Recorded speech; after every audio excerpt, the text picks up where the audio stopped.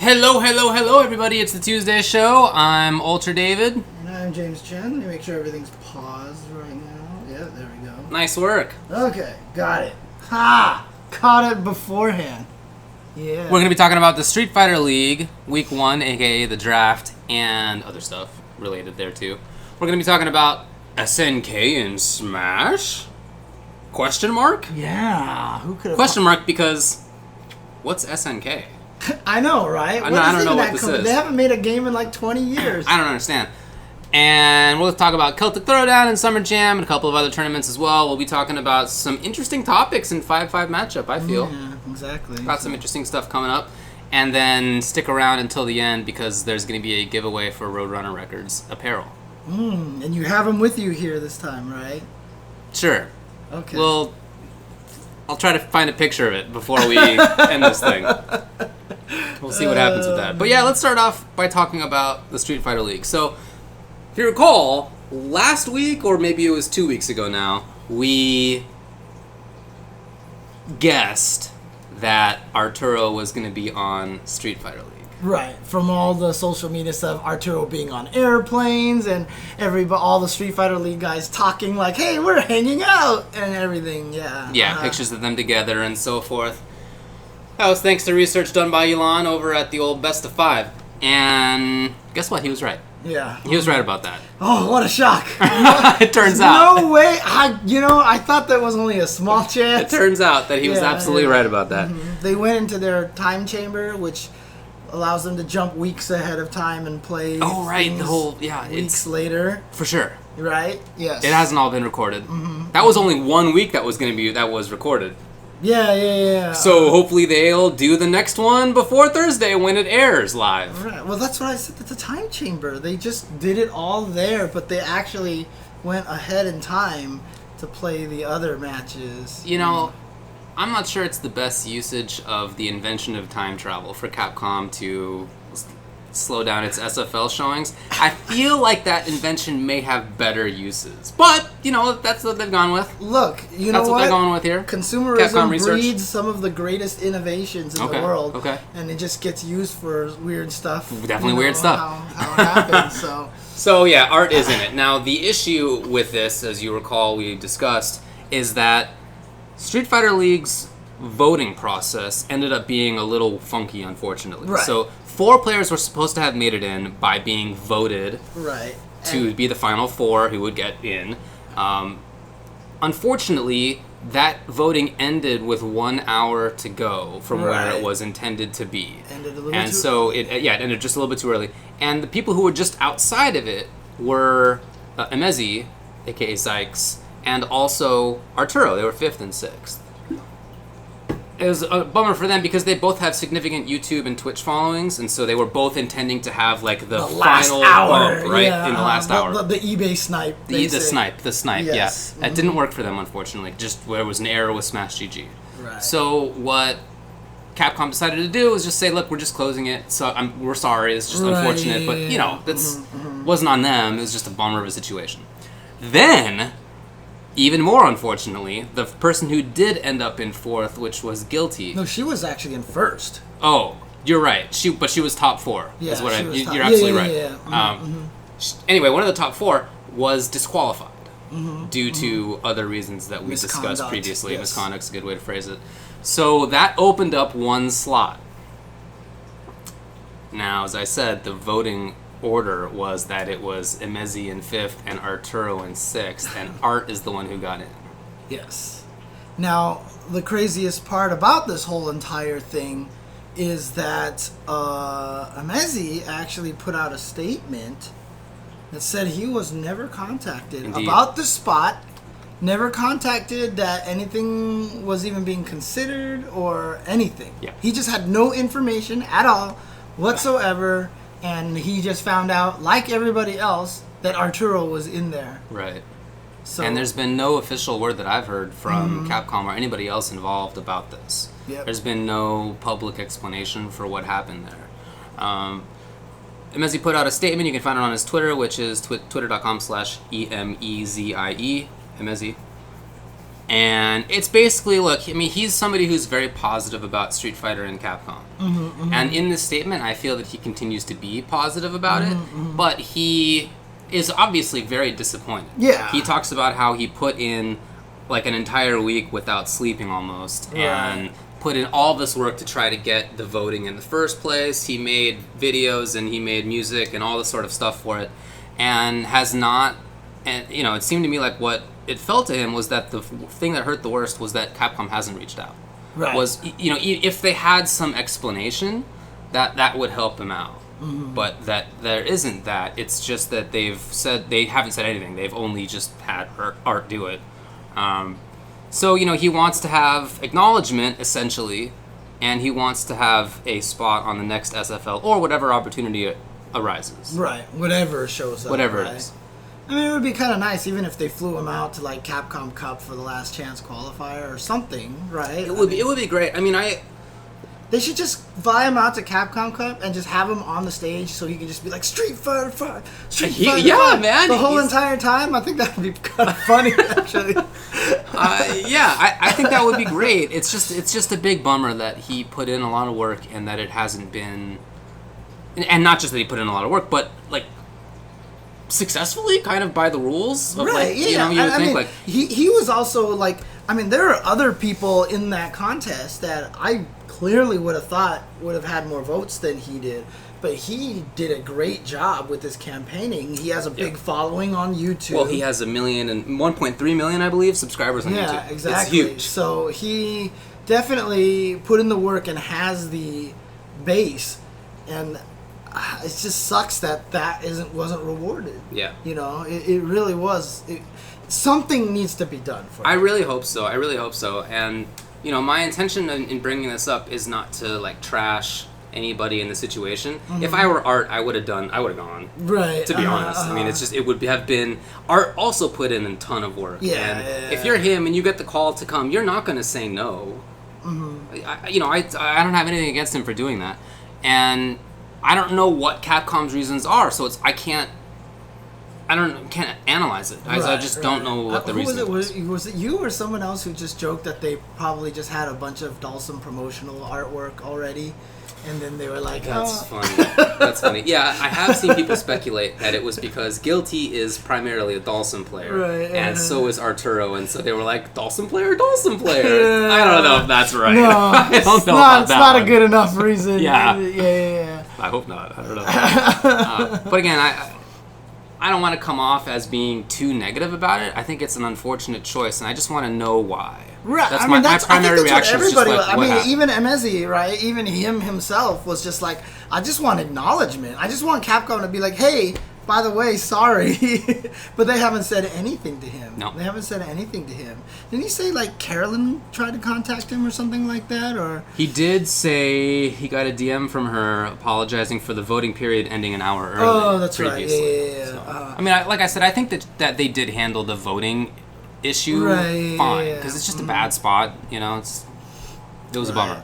You know, I mean, I see some people in the chat, they're saying, like, a lot of reasons might just be because it's Arturo, he's a bigger name, and everything like that. Look, I mean, within the FGC, that's true. Right. But then the thing for me is, I think the strength of Street Fighter League lasts the first half of a season, whatever it is, the first chunk of Street Fighter League, one of the strengths was the lesser known players. 100%. I think that was more interesting, and in fact, I would have liked to have seen more. Like, I'm glad Tommy Two Step is in there. Absolutely. I'm glad Automatic is in there. You know what I mean? Like, that kind of thing makes me excited that they're lesser known people that you haven't seen them. I would have been cooler with more of them. Absolutely right. And so if Emezi got in there, I mean, how cool would that be? Like, he's so known for being on all the sites and forums, just like talking, trying to be positive about Street Fighter and stuff like that. And, you know, it would have been cool to watch him play and actually just like, hey, look, I'm trying to represent this game that I enjoy a lot. You know, I think that's cool. And I do think it's, you know, he has 1.3 million followers on YouTube. That kind of number just almost doesn't exist in the FGC. I don't know what Max has, but it's like around there. Max is probably Max is like on some sort of stratosphere. I think he's $1 million plus for sure, but I don't know if it's that different. So to have that many extra eyeballs, many of whom are, I mean, obviously aware of Street Fighter, clearly, but like not in the competitive FGC in the same way, that could have been huge. Yeah, it's bigger than Max. Yeah, that's kind of what I suspected. Yeah. Dang. Okay. Yeah. So Max is at 1.1. Yeah. And Amezi's at 1.3 because he just makes a bunch of animations on his site and everything like that. And that's pretty crazy. That's great. It's an incredible number. And when you mention it that way, that's...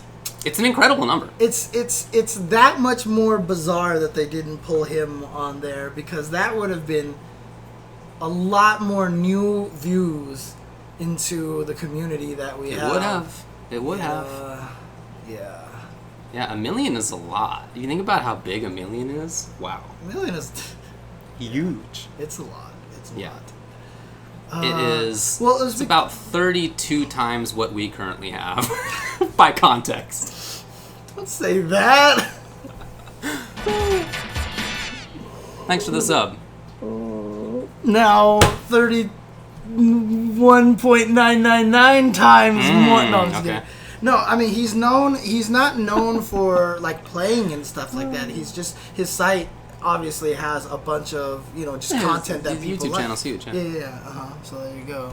Anyway, that's that stuff. I would really like to know what happened. I just want to have some statement out of Capcom and see what happened there. But as we said before, it's a big bummer for Emezi.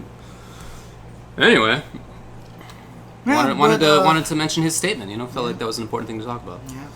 But the first week did happen, and so this was the draft week. It was. And so we actually ended up with our 16. We did. So the captains are Knuckledew, Punk, 801 Strider, Smug, CJ Truth, and Dual Kevin. And then they were picking from among players. Well, I'll just mention the teams, I guess. So Gale. Two of the teams, or was it only one of the teams stayed the same? Two of the teams stayed the same. Yeah, it was two of the teams. It's Gale, which is Knuckledew, Shine, and Rob TV. Which is what they were last time. And Inferno, which is Punk, JB, and Broly Legs. Right, which is what it was last time. Which is the same. The new ones are Spirit, which is CJ Truth Captain, and then Idom and Sabin. Pretty good. That's a pretty good team. Pretty good team. Yeah. Then you have Storm, which is 801 Strider, Mojo, and Tommy Two-Step. Interesting. Okay. Psycho is Smug Captain with Dankadius and Automatic on that team as well. That's a weird team. I like that. I think that's pretty cool. That's a weird team. Frost, to round it out, has Dual Kevin as captain, and then Samurai and Sherry Genix. I'm kind of excited for that team, because I want to see with someone like Samurai how much he could help someone like Sherry, because he's such a good coach, right? And I feel like one of Sherry's weaknesses is her psychology when she's playing the game, and I think hopefully Samurai can help out in that aspect. That would be very cool. Yeah, I love these teams. I'm gonna be honest, man. I felt last season some of the teams were a little uneven. I mean, look. And within the context of the rules, okay, I should phrase that, because they all had good players. But within the context of the rules, I felt that some of the teams were kind of assed out. Right. Yeah. And it took the greatest display of Street Fighter in a while from Samurai to make that not true. Right. But this, I feel like there's a lot of just very strong, well-rounded teams. I also think that it's the case that last season, people, I think, didn't take the voting seriously last time. It happened in kind of a short situation. It was a little weird how that went down, and not many people went out there and really took it seriously to try to pump themselves up. This season, it was a totally different story. Everybody was paying attention to it, and I feel like as a result, you really got a great set of players. Yeah, and one of the cool things too to me is that even a player like Idom, he's not coming into this season without a secondary character this time. He was playing Poison. He played Poison on the show. Yeah, and he's basically saying, he's like, I've got a Poison. Right. So he did have a Poison, by the way. It looked good. That's cool. I'm super excited about that. Yeah. So, yeah. But, look, obviously the favorite is still Inferno. Well, Punk is... Punk. That's just Punk. Probably the second best player in the world right now. Maybe, I don't know. Yeah, I know. Top 3. Right? Yeah, whatever. Top three. You know who the last picked player was? Who's that? Take a good old guess. Last picked player... The final pick. I'm just gonna scroll up here so you can't see it. Oh, was it the orders listed there? God, that's a good question, actually. Who was the last? The worst. I'm gonna say last picked on the dodgeball team. God, Nobody wants. You're really gonna make me do this? Who's the absolute loser? All right, I'm gonna be totally purposely wrong and just say Samurai, so I don't insult anybody. Come on, no, it was not Samurai. All right, fine. I'll say Mojo. It was Arturo Sanchez. What? Okay. It was Sabin. Okay. He was the last pick. Dang, how did that happen? Probably because they were like, wait, who's this guy? Is he supposed to be here? Right. Yeah, right. Yeah, interesting. I'm looking forward to this stuff. I really enjoyed the last season.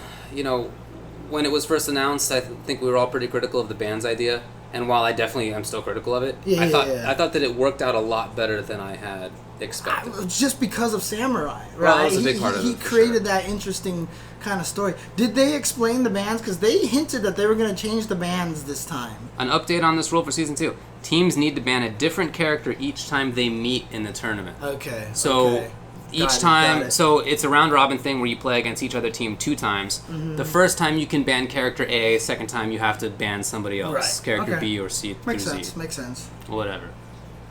So it is a little bit different, at least. Mm-hmm. All right. That's better than it was. Better. Yeah.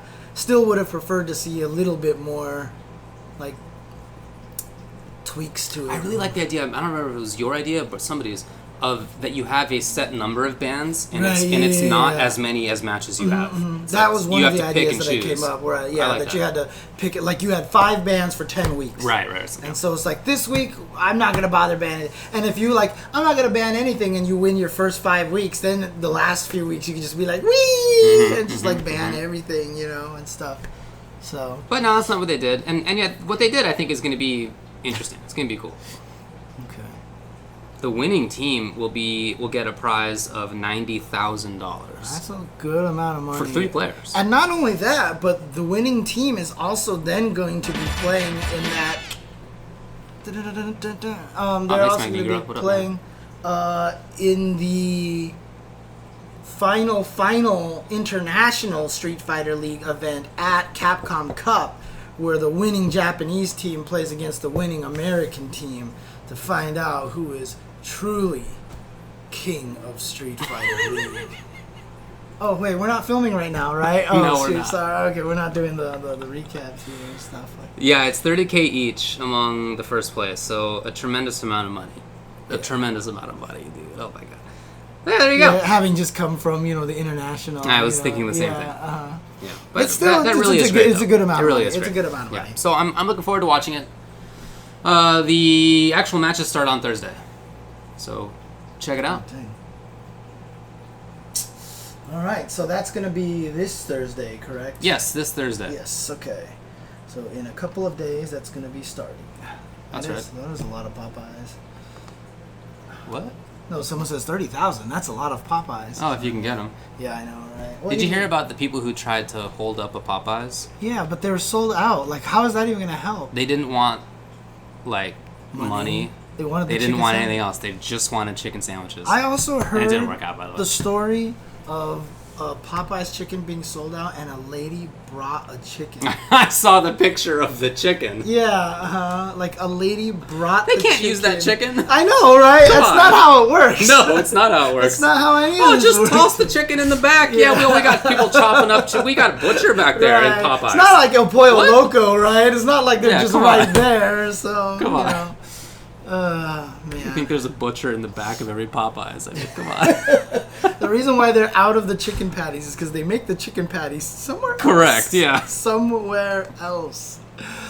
I didn't get a chance to eat it, okay? But I wanted to. But I'm going to wait. I'm going to wait until it comes back at a normal time where I don't have to kill myself and wait 2 hours to buy one. Yeah. So. I don't know if it's like Jewish friendly. Oh, yeah. I suspect not. But yeah, if it comes back, then I'll look into that. And if so, I'll try it, sure. Okay. Yeah, it's like that, and then like Chick-fil-A like added mac and cheese or something like that, and I actually tried that at one point in time, and it wasn't that good. Yeah, so that was the one time that I broke and actually went to a Chick-fil-A. So I try hard not to go. I live a block and a half from a Chick-fil-A, and I've never been there. Oh, dang. But I also live a block and a half from an In-N-Out, and I've been there 2 times, and only for the fries. I literally walked and got fries. Yeah, that's good. I like it. Martin asks, what's your WoW Classic level right now, David? I'm not playing that game, as I have said. You're not playing it? I'm not. Are you lying at me? No, Are you lying to me, I'm David? not. I'm really not. Are you lying to me, I'm really David? not. Are you... Are you sure? I'm really not. Wow, that's pretty good. I'm impressed. Are you lying to me, No, David? I'm not. It's You're just hard. Okay. Press X to doubt. I did watch a bunch of WoW. Dude, there was watched like a a bunch of million WoW people Classic. streaming. I saw when viewers Joker watching. got Yeah. to level 60. Oh, that's right. Yeah. One of the better moments in recent video games, I feel. Yeah. Just excellent. Anyway, alright, what else is going on? Let's talk about something else. SNK. Rumors. Alright, here's a big old rumor for you. Well, partly rumor, maybe. So, Nintendo UK It's Europe, man. accidentally kind of leaked that it's a character The from next SNK. DLC. The next Next DLC in DLC Smash. for Smash Brothers. Correct. Is a character in SNK, and it says SNK. Now, I've heard crazy things. Like, I've heard that the next character is a female that no one cares about, that rides a mech. Yeah. So people were saying it's going to be Diva because Okay. Overwatch that nobody cares about? Well, they would be mad that would end up in the game. I don't think people would be mad about Diva ending up in the game. She may not be like an old school character, but she's very popular. Right, and that's the thing, right? Because, like, also, I heard Overwatch is supposed to be coming out on the Switch. Like, it got leaked that it was so it'd be perfect timing. But then now, all of a sudden, the leak is that, oh, it's SNK character. Because it had SNK as being the copyright owner. Right. That was the reason. So people are assuming that means that it's an SNK character, which is a pretty good assumption. Yeah. And then one of those anonymous leakers out there said, it's Terry Bogard. Yeah. And the way that it was phrased was like, look, I didn't want to go out on a limb. I knew it was Terry, but I didn't want to go out on a limb because that sounds too crazy. So when everybody found out it was SNK, then I had to confirm that it was Terry. I just want to say that sounds like total nonsense. Like, that, right? Like, come on. It's so crazy, dude. I mean, look. Maybe it's Terry. I just think that explanation doesn't carry any water. I would actually say, if we combined all these rumors together, although the mech part I can't figure out, maybe the armor, maybe it could be armor. And if it were armor instead of mech, and it was a female, and it was SNK, I would say Athena. Okay, that makes sense. Because she's actually been in her own game. Right. She was on the NES. She was in one of the most impossibly, obtusely difficult video games of all time on the NES. I never played it, but I've heard stories from my friends about just how hard it is to beat that game. Yeah. It's like one of those like Gradius games where you're like up, down, left, right, BA, and then you have all these power-ups, you die once, you're like, well, quit. Like I heard Athena's kind of like that. Like you get all these power-ups and you die and you're just like, well, forget it. I can't do anything anymore. But honestly, I actually would think Athena would be more likely. Some people are saying maybe a Metal Slug character. That's a speculation that I've seen as well, and that makes sense because you can drive a tank in Metal Slug. So that could be if it's not a mech, if it's a tank. I don't know, right? Actually, Sleeping Master has the best statement here in this chat where he says, "I like how Diva, Ryu Hayabusa from Shenmue, and Terry Bogard are all plausible rumors for Smash." This is the state of Smash. Correct. Yeah, it's that awesome. It doesn't even matter what you come up with. It's plausible. It's plausible. It is. You look at that character lineup, it could be anything. It could be absolutely anything. Because seriously, like, I still love that one screenshot that someone put. It was like Mario, Link, Sonic, Pac-Man, Cloud, and like Solid Snake, and someone was like, if you showed this to someone 10 years ago, they thought it would be Mugen. Yeah. You know, like it's just there's just no way. That's right. But here it is. It's right there. And, yeah, man. But I mean, Terry would be cool because they did a really awesome job with Ryu and Ken.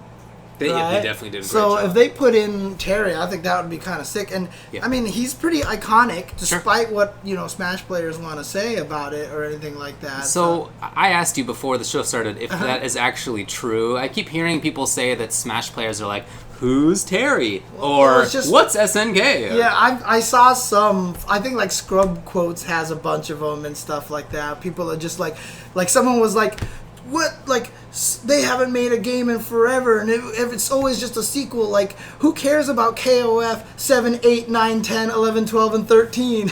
And everyone's like, "Yo, KOF 7? Okay, that was the best game ever. KOF 7, let's go." Yeah. Dang. So, but yeah, I don't know. I mean, like, I think it would be appropriate. SNK has been part of the video game scene for a very long time. Yeah. They deserve some representation. If you're gonna celebrate like classic game developers and publishers, then SNK's got to be among that mix. Right. Like, they're absolutely one of the all-time classics for sure. Exactly. Shout outs to Boner Sweetness right there for the continued subscription.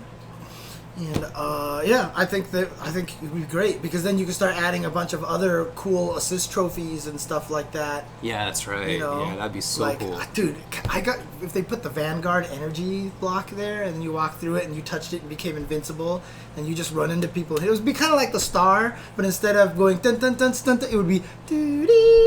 Wait, what's this from? I don't remember. I guess it's a shooter game called Vanguard. Oh, okay. Yeah. From way back in the day. It's the only reason why I considered buying this SNK collection because I just wanted to play that game, even though it's clearly available on MAME and stuff like that. But I think it would be great if there was an SNK character in there. Terry makes a lot of sense because he's been in so many other things already. You had a picture that we put up here of him from Fexel. That's right. So there he goes. For example. He's fighting Kyrie right over there. This is actually Terry from fighting EX Layer. So he's been in other things in recent times, a few other things. So that's a good indication that they're willing to loan him out. Yeah, exactly. SNK is not bashful about that at all. Iori was in Iori Million, well. Arthur, Arcana. Blood? I don't even know if that's right. I'm not sure either. I still think the one character that is missing is Dirk the Daring. I still want Dirk. And the best part about it, I think I mentioned this on the stream, but I tweeted out that I was like, put Dirk the Daring in Smash. And Digital Leisure, the company that actually owns them, actually responded to my tweet. No. And they were like, yeah, Nintendo, you haven't been responding to our faxes. Their faxes. That's great. Which was genius, That's actually. Great. And then they followed me, and I was no like, oh, way. Wow, yeah, dude, I was like, that's so cool. Yeah, but dude, Dirk the Daring, especially if they made him as flat as possible. Like he was kind of like Mr. Game & Watch. Right. So he was like 2D, clearly funny. 2D. I think that would be funny. Yeah. I feel like it could be anybody. Yeah. But I'm excited that thing did say that it was an SNK copyright, and that implies. Watch the SNK copyright character. was referring to something else on the page. I mean, maybe. You never know. But then they took the page down. They did. Oh, yeah, okay. Which kind of strengthens the rumor. Yeah, that always strengthens the rumor, for sure. Don't deny it. You know what I mean? That just that always makes it worse. Right. If it's true. But what if you leave it there? How is it just like just edit it out? Just edit out SNK. Oh, they literally took the page down. Right. Yeah. I don't know. Don't screw up in the first place, I guess. Anyway. But, look, in the fighting game community, that's just not a thing. I know, right? Yeah. In Smash, yeah. I mean, in everything. We're all. That's the internet. I think the only one that has been able to be successful of not getting things leaked all over the place so far has been Tekken, right? Okay. I swear they're the only ones that have managed to get away with not having any massive leaks. I didn't know about Negan. I didn't know about even the season the new 3 dude. Yeah, season 3 stuff. Yeah, I didn't know about that stuff. Yeah, so yeah, nicely done to them. They do a good job there. So Oh man. Yeah. Okay. Commander Pepper. They did leak Snake. Too soon. Too soon. Anything else to say about this SNK in Smash business? Like I said, I think it would be cool if they put Athena in there as a character. Cool. I think that would be really cool because a lot of people don't even realize she was from her own game. Yeah. You know, ahead of time. So. Yeah. Yeah, and there are other cases where nobody knows what the character is. Nobody knows who Game & Watch is. No. Right. 98% of all people who have ever played Game & Watch have done it in Smash. Right. Not in the old Game & Watch. You know what? That was the other crazy thing too. Is like right, a lot of people were pointing out that they were like, "Oh, SNK hasn't made a game in a while. They're like, it's old, they're irrelevant, blah blah blah." And then they were super happy about Banjo-Kazooie. Right. Okay. Yeah. Yeah. Banjo. I mean, a lot of their characters are old. Pac-Man, old. Right. Duck Hunt Dog, right. ancient. I mean, people have told me, like, why would you put Dirk the Daring there? Nobody knows who he is. And I was like... It's the same exact thing. It's the same exact thing. Like, come on. Dude, it doesn't even matter. Dude, no one knew what Fire Emblem was until Smash. In this country, that's probably true. Yo, Pit? Oh my god. Like... Pit was old, yeah. He was in one DS game that he came back in that hurts your hand when you play it. Yeah. Mm-hmm. I barely played it. So. Okay, anyways. Yeah, Ness is a great example of an ancient character. Yeah, right? Like, Captain who even Falcon. knows who Ness Captain was? Falcon, they just made up. Like, I mean, Captain Falcon is in the game, but nothing about him is in the game. They just made him up. Like, who even knew he had a Falcon punch? Right, exactly. You know? Like, they just invented his playstyle. Yeah, in Smash 64, they're like, Falcon punch. Yeah. Why? Here. There he is. Yeah. Yeah, you can knee you. I don't know why though. That's cool. Ice Climber. Yeah, like. Ice Climber. Right. Dude, I still. A lot of these games game are ancient things, so I'm really good at Ice Climber, by the way. I'm really good at that game. In conclusion, I'd love to see an SNK character in there. I mean, I'd be happy with anything. I feel like that is a developer publisher that deserves to be in a game like Smash that catalogs such good video game history. They caught Konami in there once they find. Well, I guess they had him in the first place with Snake and Brawl. Yeah. But and who? In Brawl. Oh, in Brawl. I thought you said Snake and somebody. Oh, no. Like, yeah, but then Simon Belmont. I mean, come on. Okay. All right. Do you want to take a break, or do you just want to go through the results here? Yeah, we can just go through the results, I guess. Sure. Okay, sure. Let's talk about Celtic Throwdown. A lot of tour events. It was huge. Weekend, right? It was CPT Premier. It was Mortal Kombat 11 Pro Competition, and it was Dragon Ball FighterZ Tenkaichi. Yeah. Which is a lot of stuff. Mm-hmm. So it was a big deal. That's awesome. Yeah. The event's been happening for a while, but this feels like, at least from an outsider's perspective, that it seemed like the biggest one. Mm-hmm. Very cool. Well attended by people from all over the world. Again, shout outs to NRS. I mean, I just saw the Celtic Throwdown guys just like being so happy to see their logo in the game and everything like that. It's just so cool. I love how their logo looks like old runes as well. That's so cool. Oh, interesting. They did. Yeah, it's super cool. Yeah, okay. Anyway, almost every game was there. It was a big event and very well attended, like I said. So in Street Fighter V, the winner was Bone-chan. The Bone! Yeah, Bone-chan! The Bone! He won yet again. Mostly with Karen, although actually a little bit of Sagat. Yeah, he did play a little Sagat, yeah. He sent NL to losers with Sagat. He did in winners finals. Right, but then it looked like NL figured out Karen. Yeah. Beat Punk. Oh, figured out. Oh, I see what you mean. Yeah, okay. beat Punk. Right, and, right. And then Bone-chan was like, "You won't do that." Yeah. Shouts to Bone. NL got second. Then Punk got third. So this is the fourth straight Premier / Super Premier that Bone-chan has won, because he won Evo, the CEO. list, CEO, there was one other. Celtic Throwdown and something between Evo and Celtic Throwdown, right? I think so. Yes. It was definitely VS Fighting. Oh, is what okay. people are saying in There the you chat. go. There you go. So he's been winning a lot lately. That's incredible. And as a result, he actually passes Punk for most points on the CPT. Which is ridiculous, because for a while it was like Punk was way up there. But I mean, Evo obviously gives you just a crap ton of points. Yeah, and Punk did not have the showing at Evo that you would have expected. He didn't make top 8. He didn't make top, what was he, 17th or something like that? Yeah, so, I mean, great, all things considered. But for Punk, not what you would expect. So that disparity, I think, is probably the big reason there. Yeah. But yeah, it was a lot of fun to watch.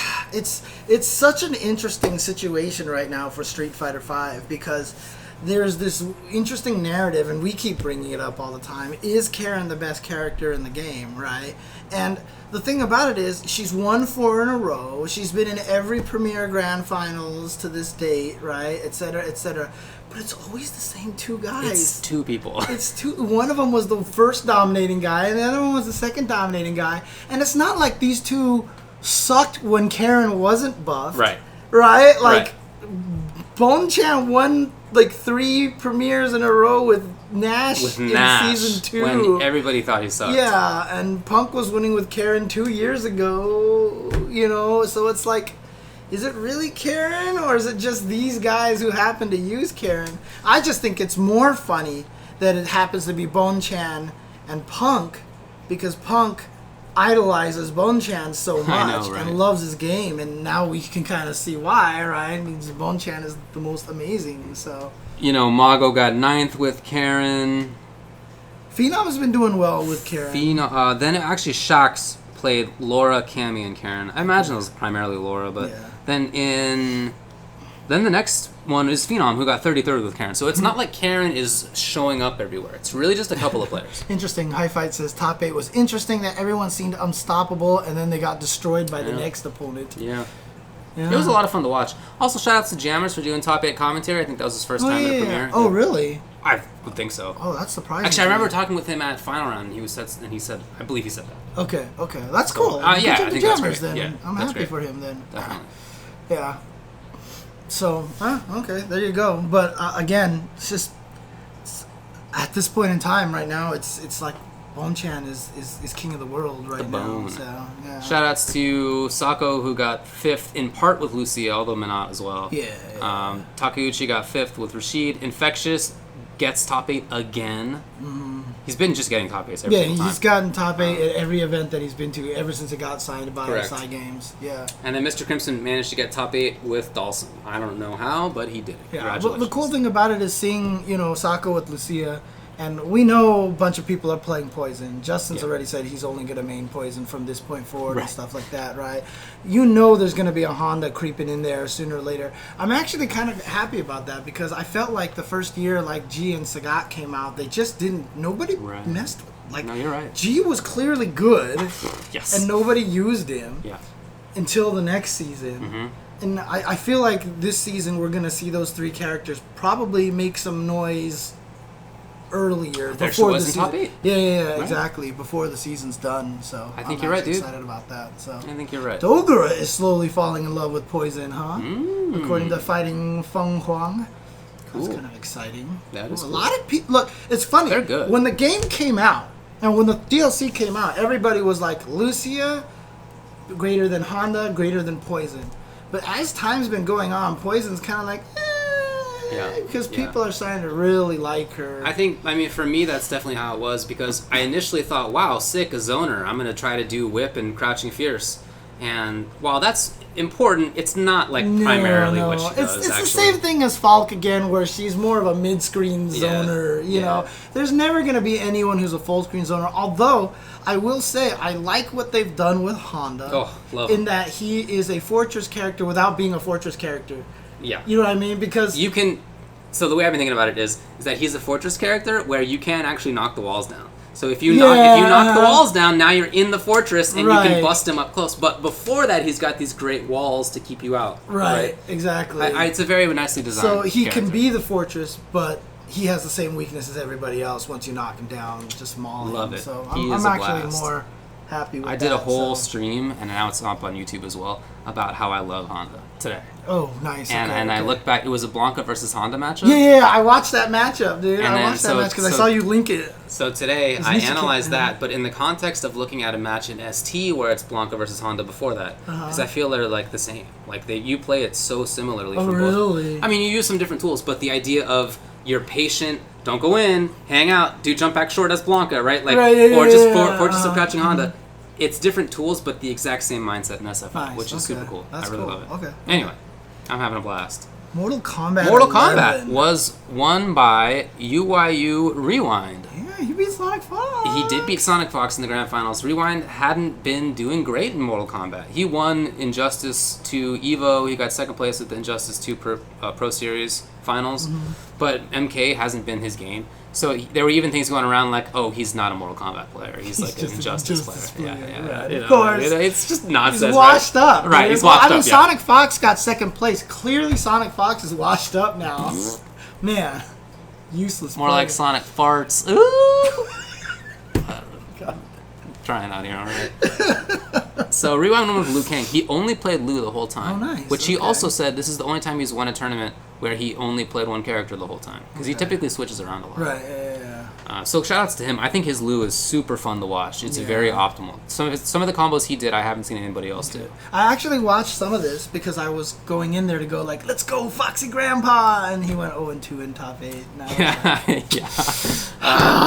Sonic Fox played D'Vorah the entire tournament.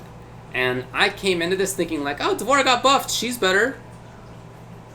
I think she sucks. Now, after watching him get second place with her, the whole time I was like, don't do that to Rewind, man. Come on. The whole time I was like, if she could do damage, he'd be mauling everybody. Right, or if she had any safety, he'd be killing everybody. Right. Or if she had a mix-up that wasn't death on block, her overhead's minus 16 and it's only one hit.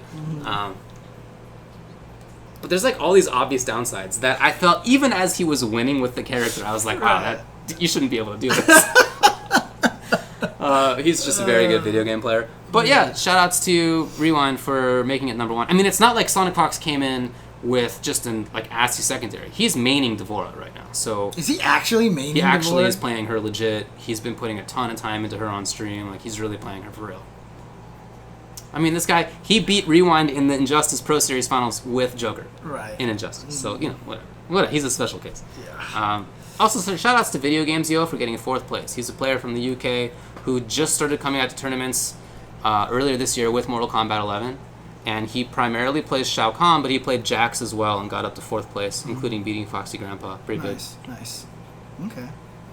So a lot of the other players in there were predictable, but he was one who really shot up. And this happens every game where somebody new is good and they figure it out. And I mean, one of the coolest things too about having these circuits here is that, Celtic Throwdown, I don't think before a lot of these players would have went out to this event, right? I don't know if we would have saw Sonic Fox and Rewind. Oh, Fly Across? Fly Across to this. And it's cool because, I've been seeing a lot of the social media. They've been hanging out and taking care of them. They've been showing them Ireland. I saw Xykes posting up a bunch of cool stuff about Ireland and stuff because he was there for commentary for Dragon Ball Fighters because that was a Tenkaichi event. And that's another one of the small benefits, I think, to these world tours and having these kind is it spreads the cultural awareness and the traveling and being able to see each other and stuff like that and really get to let all these guys experience. Because, I mean, here's the thing, right? We've often talked about esports. Is it a bubble, whatever, blah, blah, blah, blah. It's no matter what happens, the fact that you went to Ireland will never be taken away from you. Right. You were in Ireland. You know what I mean? Because I was there for video games, and I got to drink the beer there. I got to do all this stuff. Yeah. I got to hang out with friends in Ireland. It doesn't matter what happens to esports from that point forward. That is a memory that you have made, and I think that's super cool. So I agree with you 100%. Super cool. It was a lot of fun to watch. Yeah. All right. By the way, I was talking about how I think D'Vorah sucks. Specifically in Buzzed. Honeybee got 9th with D'Vorah and a little bit of Noob playing Arachnophobia, the other one, who I think definitely did get some buffs. Okay. Anyway. Dragon Ball Fighters was won by Goichi, Bardock, Kid Goku, and Goku. Yeah. Second place was washed up Sonic Fox with Bardock, Kid Buu, and Kid Goku. He got second in both, not first in either one. He's on his way out. He's on his way out. Clearly, he's getting too old for fighting games at this point in time. I think so too. No, but I mean, shout out to Goichi. He's been playing so solid now, and now I don't even think there's a question, right? Because he's beaten Sonic Fox, I think, at 3 events in a row now. And so Goichi is clearly on the top right now. He's clearly the best. But, it's so funny that Sonic Fox didn't play the game for a long time. Was like, I want to win Evo. So he picked it up 2 weeks before, and now he's the second best in the world again. Well, what are you going to say? I did watch some of this. Okay. I did watch some of this. So I watched the grand finals with Goichi and Sonic Fox. Nice. I just want to see how it works, but Goichi is pretty good, huh? right now. Yeah. Nice job to Wawa, player from Europe, I think from France. To Kill Sage, 4th place. Yeah, to Kill Sage. Xykes also from Europe. So they defended pretty well, I would say. That's cool. 2 players in the top 4, 5. Yeah. Anyway, nice job. I don't know where Gila is from. Does anybody know? Is he European as well? 7th place, BH3 Gila or Gila Yeah, I'm not or sure. Gila. Could be anything. You know how many countries there are in Europe? There's too many languages. Shout outs to languages. Yeah. France says KFC. Ah, very cool. France, huh? Okay.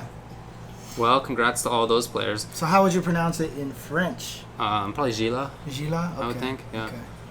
Tekken 7, Rise, Chicken Maru won it with Julia. That's cool. Are you talking about? Oh, Yeah. It is Chicken Maru. Oh, I didn't God. make it up. I thought it was Man. like Chikaroon or something, and you were just making fun No, of he it. was at the Masters event, which we'll get to in a second. Oh, that's right. Yeah. Okay, Super Smash Bros. Ultimate was won by Snook, Palutena, Goichi won Under Night. Kayane won Soul Calibur 6. Oh, nice. Good job. Good job. Very cool. Kayane, fresh off of her top 8 finish at Evo. And then Samurai Showdown was won by Kazunoko. No, that's not a surprise. Oh, Mr. Crimson got 2nd place. Nice. Good job to him. Yeah, I saw a little bit of Samurai Showdown. Lythero was actually streaming a lot of stuff. Yeah, I over watched there. that. I didn't even know he was European. I didn't know he was. Yeah, out he's in Irish, Europe. I think. He's in Ireland, huh? Okay, that's cool. Yeah. I saw he was streaming a bunch of the side tournaments and stuff. Well, for example, he streamed Ultimate Marvel vs. Capcom 3, which I watched, and Apology Man took it. Oh, nice. With, of course, Firebrand Doom, Scroll, over K-Brad K-Brad. got 2nd. Do you know where Trish, Virgil K-Brad Dante. lives right now? I have no idea. Someone just brought that up to me, No, absolutely and I no was clue. just like, no clue. No clue at all. K-Brad lives right now. By the way, thanks to Outcast99 for the sub. Is he Vegas? I don't know. He really is Ryu. I've always joked that he's like the real version of Ryu. He just wanders wherever the fight takes him.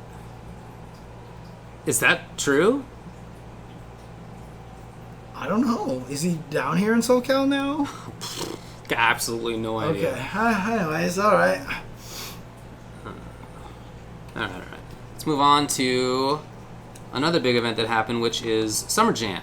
Now, this was the Tekken World Tour Masters event that I alluded to, which means it had a 5K pot bonus. So winner of that was THY Chikudin Yes.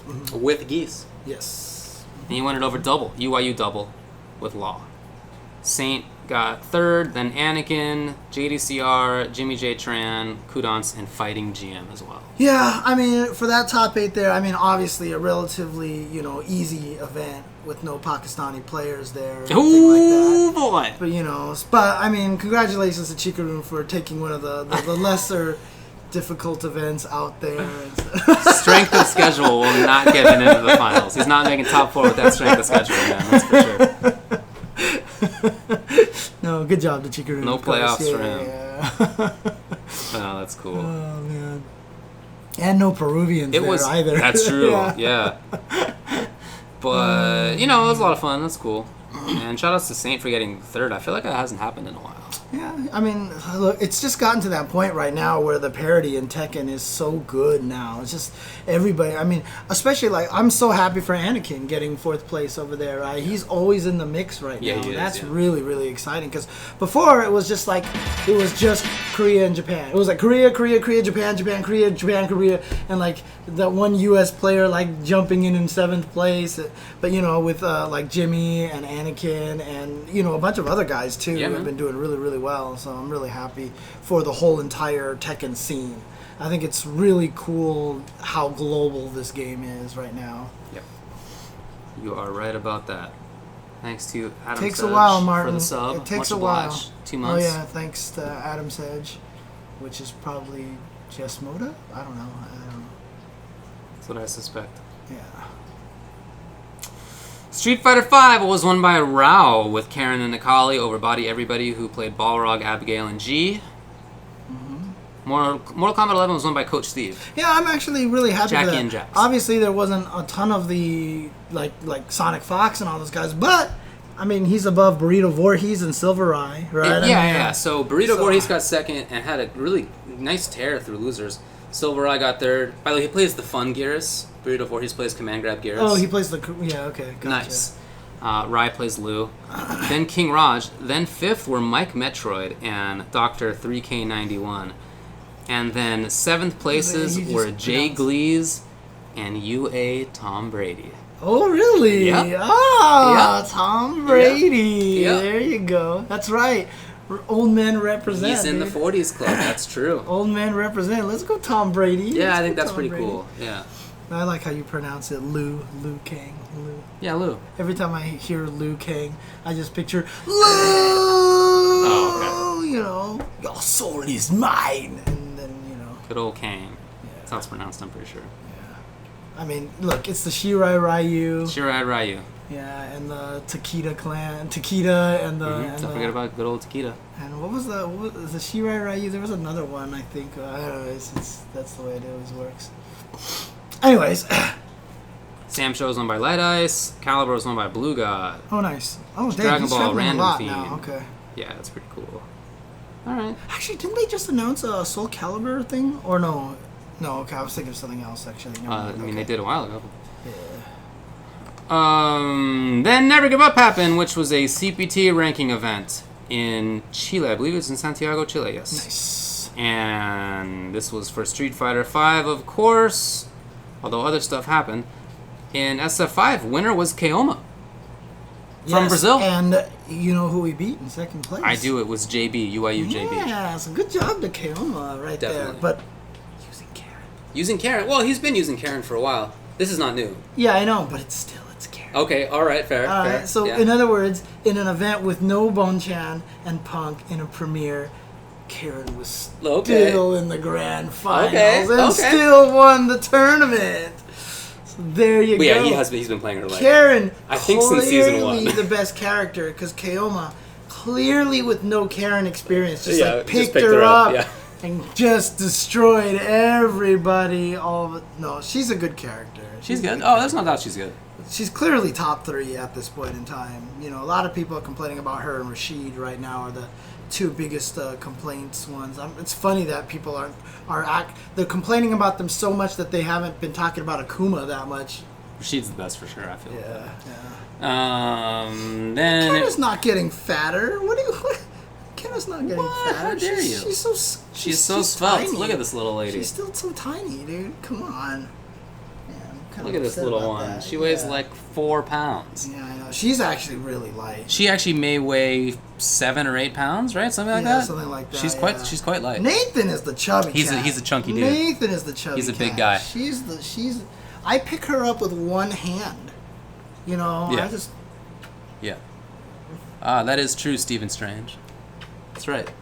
Physical therapy's gotten to the point where it's actually a workout now. So. Yeah, it's actually true. Both of us are thinner, so that is what has happened. That is true. That is what's happened. Anyway, congrats to Keoma. This is his first CPT win, and first CPT win outside of Brazil. Nice. Okay. It's funny because I've actually gotten thinner enough that my T-shirts now all feel a little big on me. Mm-hmm. And like when I do the T-shirt and the shirt on outside of it, it looks very baggy now. Yeah. Which is good. Yeah. I'm really happy about it. You have done a great job. Yeah, no doubt about it. No doubt. Yeah. My cute little skinny kitty.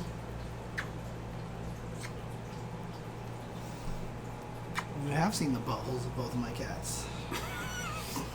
Well, that's what someone in the chat says. Dragon Ball FighterZ is won by Pakaom 10. Sam Show by Mecha Black. Super Smash Ultimate by Kenneth. MK11 by Eternal. That's an interesting one.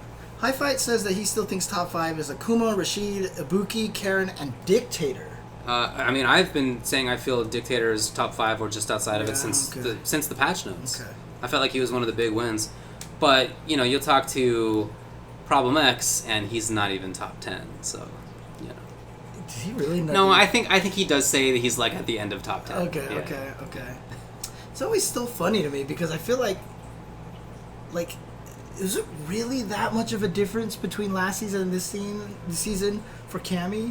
I'm still confused. Dude, how far she's fallen. The issue with Cammy is that nobody cares about Cammy. Right. They were just playing her because she was the good, best. right. And now she's not the best.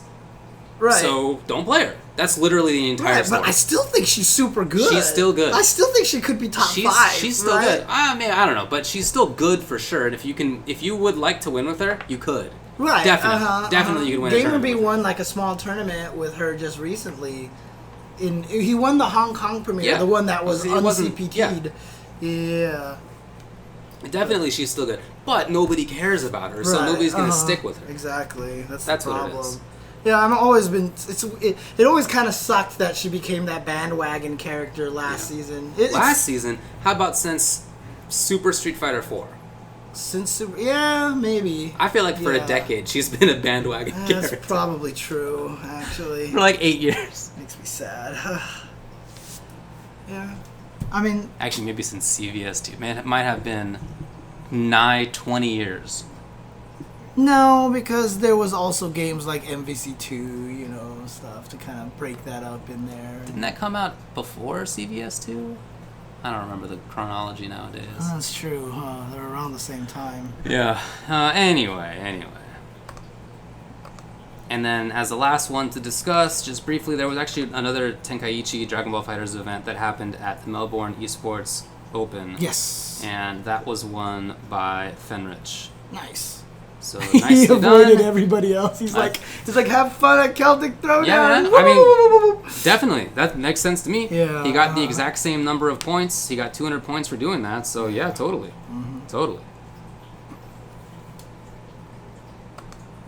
All right, that's all I got for tournaments. Okay. Cool. All right. Let's take a quick break then. What was the Chile tournament? It was Never Give Up. All right, let's take a quick break. When we come back, let's do some 5-5 matchup. We may actually have a very short episode today. So, all right, be right back, guys. Crack shoot.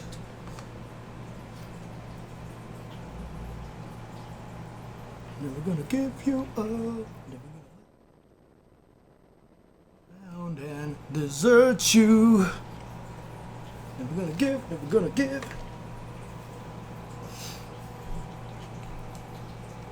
No, I'm only singing that because someone in the chat asked me to sing it. So. I distinctly had this thought one day, about 10 years ago, whenever Rickrolling was happening. Mm-hmm. I was like, man, I hope that Rickrolling lasts forever. It's so funny, and it's never not going to be funny. I remember thinking that to myself. This will just always be hilarious. Forever. I mean, you still don't even remember the one time we all did karaoke in New York and you sang that song. Did I? You picked that song to sing, yeah. I don't actually remember this. And I went up there and I sang it with you, yeah. We actually sang the song because you wanted to rickroll everybody, yeah. God, was I really wasted?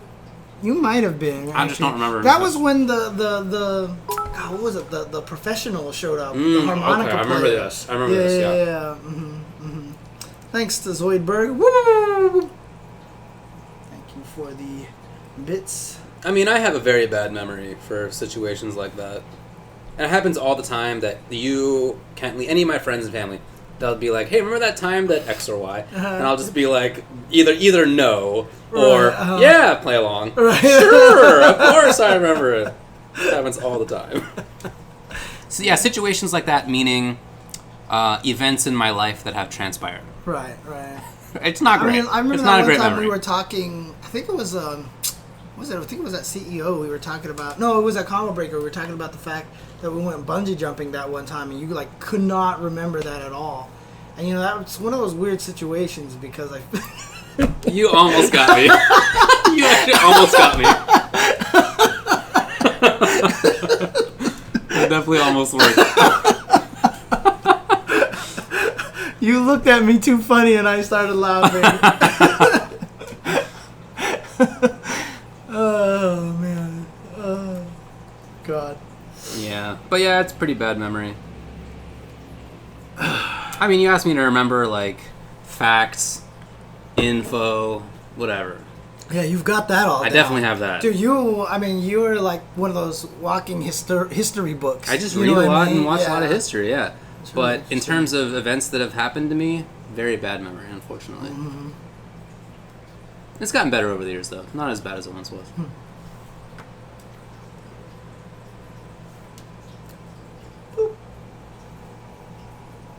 I'm poking my cat. Well, I'm eating Trader Joe's. It's a big place to eat. Name the countries in Baltic. Okay. Latvia, Estonia, Lithuania, Finland, Sweden. I don't know, does Denmark count? I'm not really sure if that counts. It's on the Baltic Sea, but I don't know if you would call it Baltic. Dang. Oh, Russia, I guess. Yeah, I mean, those are all on the sea, but I don't... Only the first three I think I would call the Baltic countries. Okay. Jesus, there you go. I would not have been able to answer that. Oh, yeah, that's true. Yeah, Russia, Germany... Well, I mentioned Russia, but Germany and Poland are there, too. Yeah. Hey, I was just at both of those places. Woo! I've been putting up all the pictures that I've been taking as well, too. So if you want to run to my Instagram, you can see all my Germany photos and stuff like that. The place is beautiful, man. God, so beautiful.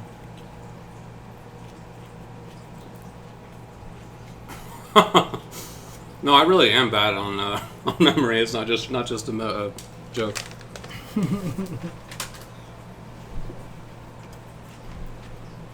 Yeah, unfortunately, there's no Liberia. All right, are you ready to come back? Yeah, I'm ready to go. Ready? Yep.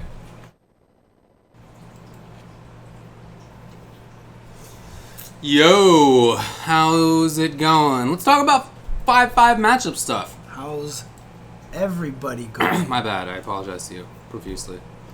Let's discuss which topic we should talk about. Now, a little bit ago, I checked the results. Are we going to do that first, or are we going to talk about the other thing? Oh, whatever you want, my man. Do you want to do the poll stuff first, then? Go for it. You're already going. Go for it. Okay. Here are... Wait, what was the other one? The zero tweet. Of course. Let's do the people's one first. Here are the questions. Weren't that many submitted this time? No, so. there weren't. There were 4. Do you find diminishing satisfaction in learning new fighting games? If so, why? Not going to be talking about. Take that. Moded. Moded, wow. Faced. What are the 3 characters most in need of buffs across all current modern fighting games? Wow. Expansive. Expansive question. Oh, dang. Yeah. It's been updated. We'll do this one then instead of Okay. With the inclusion of Evo Japan, and based off of Evo's current importance, are you for or against new additional Evo-based events with a possible inclusion of an Evo-based league? Okay. Got it. And then to round it out, what do you think about low-tier heroes? Okay. Well, we'll have to maybe get to that in the future if somebody asks it again, because the 2 that won, and so therefore... And we were thinking about doing one of these anyway as our choice. Yeah. Mm-hmm. So, they're tied. What are the 3 characters most in need of buffs across all current modern fighting games, and the Evo one? Okay, so let's tackle the first one. All right, man, let's do it. Oh my god. Top 3 characters that need to be buffed across all fighting games. Here's what I'm doing. What were the Evo games this year? Evo 2019 games. I don't even remember. So you're just only going to talk about those games? Well, I'm trying to think about what are the current popular games. That's too big of a question. Adam Sedge actually has a really good answer, to be honest with you, which is Ryu in Street Fighter V. I'm with that. That's actually a really super good answer, even though he doesn't suck. I agree with that. But it's just like, he just needs to be better. I agree with that wholeheartedly. He needs to be better, right? So there you go. Kind of like also probably like Servbot and MVC2. Clearly, Servbot needs to be stronger. As one of the all-time heroes of video games, Servbot right? Should be a much bigger importance in that game. Okay, I think that makes sense. Ryu's a good choice. I mean, like, I wouldn't even say Cammy and ST because who cares, right? Like, that's not... Is that a current modern game? I don't know. Well, it's not... But it says of all time. Fighting games of all time. What? across all current modern fighting games. Current modern fighting games. Oh, okay. Current/modern. I thought they meant like for like oh my God. the all time. That's why I thought this question was so crazy. Impossible. Okay. Impossible. Okay. Then yes, for sure, Street Fighter V Ryu, 100% is one of the answers. All right. So here's the list of games. Okay. Street Fighter. Tekken 7's in a good place. Tekken Dragon Ball 7's Fighter's in a good place. I think Cross Tag Battle's in a good place. Actually, most of these games are in really good places. That's the part of why it's so hard for me to decide. Right. Is that I feel like modern games are so much better balanced than in the past Mm-hmm. that, sure, there's tiers naturally, but nothing feels as bad as it used to feel. None of the matchups, none of the characters are as imbalanced as they used to be. It's just nothing like it was in the past. Like, I mean, honestly, maybe I saw someone type this in there, but Little Mac in Smash Ultimate. Okay, Little Mac is a pile of garbs. Might be an interesting one to make better. It's like I said, if I was gonna buff Lil Mac, I would just give him a bunch of berry moves. I would just give him a bunch of moves that bury people. Yeah, that, or I like D1's idea of making his hits vacuum, because there's a vacuum effect in Smash you can do. So rather than knocking people away, which is your same idea, right? You want him to maintain close proximity rather than always launching and then he sucks. Because the thing is, when he launches them out, he can't really do anything. He cannot. But if he buries people and then can power up and hit people, that's essentially the same thing, but he gets to knock them out and kill them. Like, it'd be cool if there could be a mix-up around how you get out of the ground, rather than the mix-up is how you get out of the air, typically. Right, but what if it's in the ground? That'd be great. Yeah. Cool. Definitely not going to happen, but that would be very interesting. So, okay. You know what? I'm down with Ryu and Little Mac. I think those make a lot of sense. Okay. They may not be the absolute worst in those games, but they should be better. Yeah. They're like characters who are interesting / important enough. Right. I don't feel that anybody in MK is that way, and I mean, even Devora's not that bad. No, anymore, Devora's definitely not that bad. Even Kotal Khan, I feel like he got better, and I think that's okay. They buffed Kyoshiro in Sam Show already. Mm-hmm.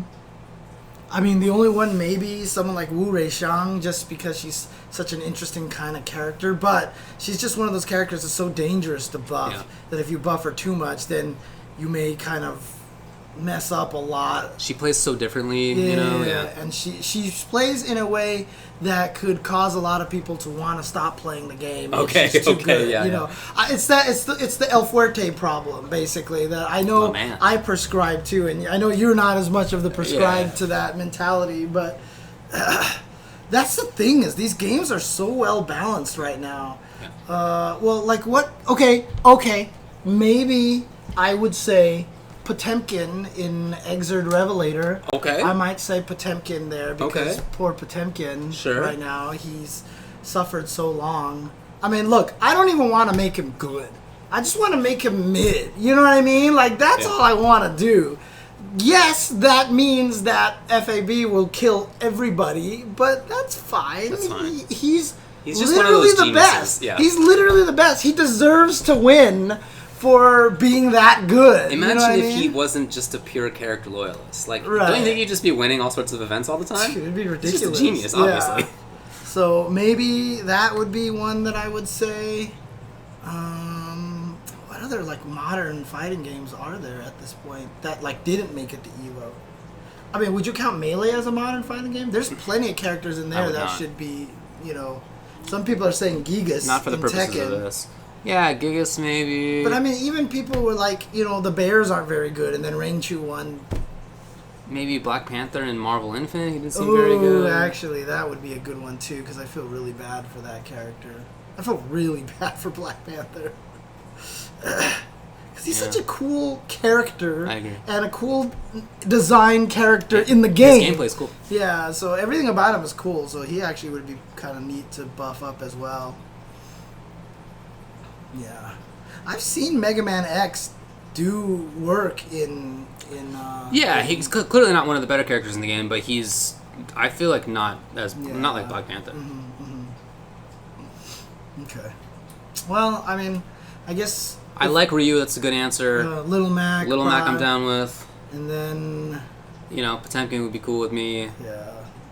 The last one is probably the hardest one. BB Tag, I feel, is pretty good. BB Tag is just, it's so hectic that it's hard to have a character that's really that awful, I feel like. So, maybe Black Panther, because I just think, I mean, he's like one of the new characters in the game. He's so popular in the movies, etc., etc., and then he just came out and was like, hey, look, I'm not very good at all. So I'll put Black Panther as the third one. Oh yeah, didn't Nappa get his? Didn't he get blown up? Isn't he bad now? Oh, is he? I'm not sure. I think I've heard that. Actually, I don't know. Okay. Krillin. Yeah, Krillin seems like he's not great. I don't know anything about that game. Yeah, as you can tell. Okay. Anyway, that's an interesting question. But I think the main takeaway from this is that games are not that imbalanced. Right. Like, yeah. And our choices aren't even, we want this sucky character to be competitive. It's more, this character really should be in the mix of things. Like, it sucks that this character is not in the mix of things. Yeah. Ryu, even though he's not terrible in Street Fighter V, clearly should be better than what he is right now. Highly agree.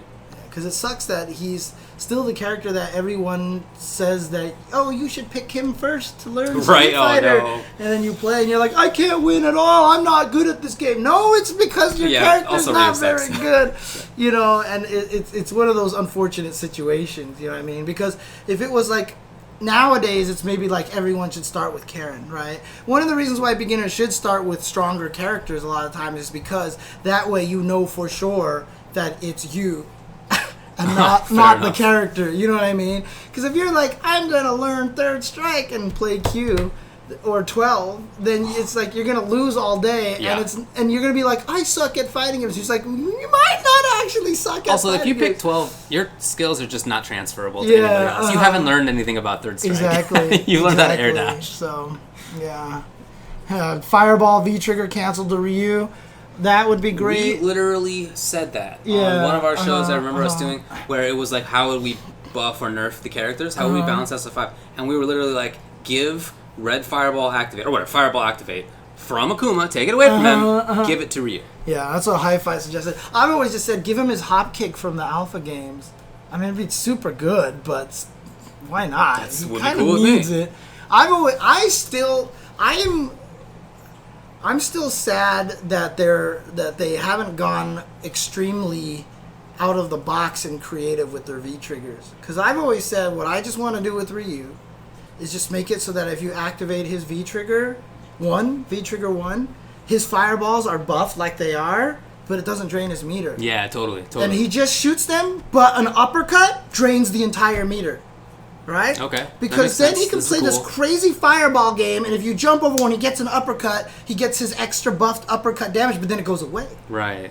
So do you want to anti-air with it? And so you play this fireball game, and maybe you back off, so you anti-air with the fireballs, and you try not to uppercut. Cool. You know what I mean? Like, I want something to kind of go obtuse like that. That's the kind of thing I want. That would be very cool. I agree with you.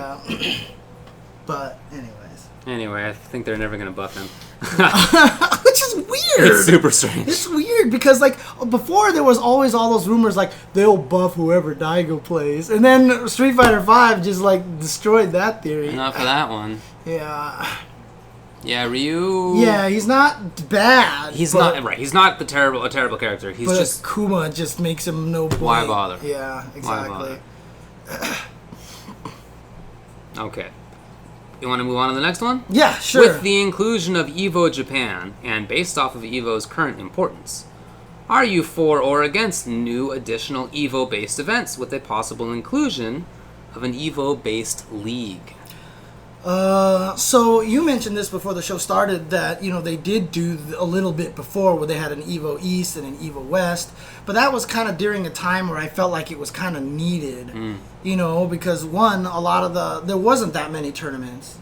Right, There just wasn't a lot of tournaments, right? So it's not like they'd be stepping on anybody because nobody existed, right? There was something else. Yeah, Road to Evo is what it was called. Yes. Yes.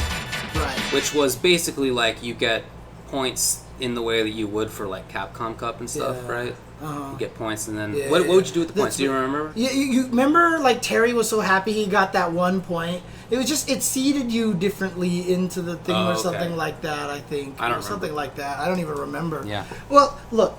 They didn't keep it up. My thanks Tap2GG. Quick answer. Oh yeah, thank you Tap2GG. My quick answer is that I don't want an Evo League, right? Because I think Evo is a big event. I think it's great for what it is. I think it's a good Super Bowl event, but I don't want.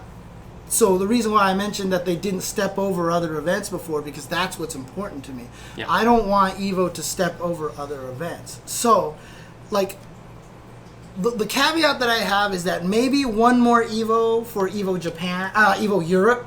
Like, make it Evo Europe, just so Europe can have a big event like that. So, Evo World, which is the one in the States, Evo Japan, Evo Europe, and maybe an Evo Classic, right? Cool. So, make 4 of them all together, but Evo Classic would have no bearing on the other ones because the games just... All old games. Yeah, it's just all old games and stuff like that. So that would be the extent of it, and even then, I think 3 Evos is too much. Yeah. Even then, I feel like that's too much, like it's just taking too much thunder away from other things. I want to see tournaments like VS Fighting, like Celtic Throwdown, like Viennality, like these other things. I want to see a European event kind of become the Evo of Europe, right? Sure. And we'll talk about this a little bit later, but the TGS Premier event for Japan right now already has a ton of signups for Street Fighter V. You know, I would like to see. Now they have an Evo Japan already, so I mean, obviously that's probably one of the big events. But that event has been, wobbling back and forth a little bit. We'll see what happens. It's gonna be back in Tokyo this next year.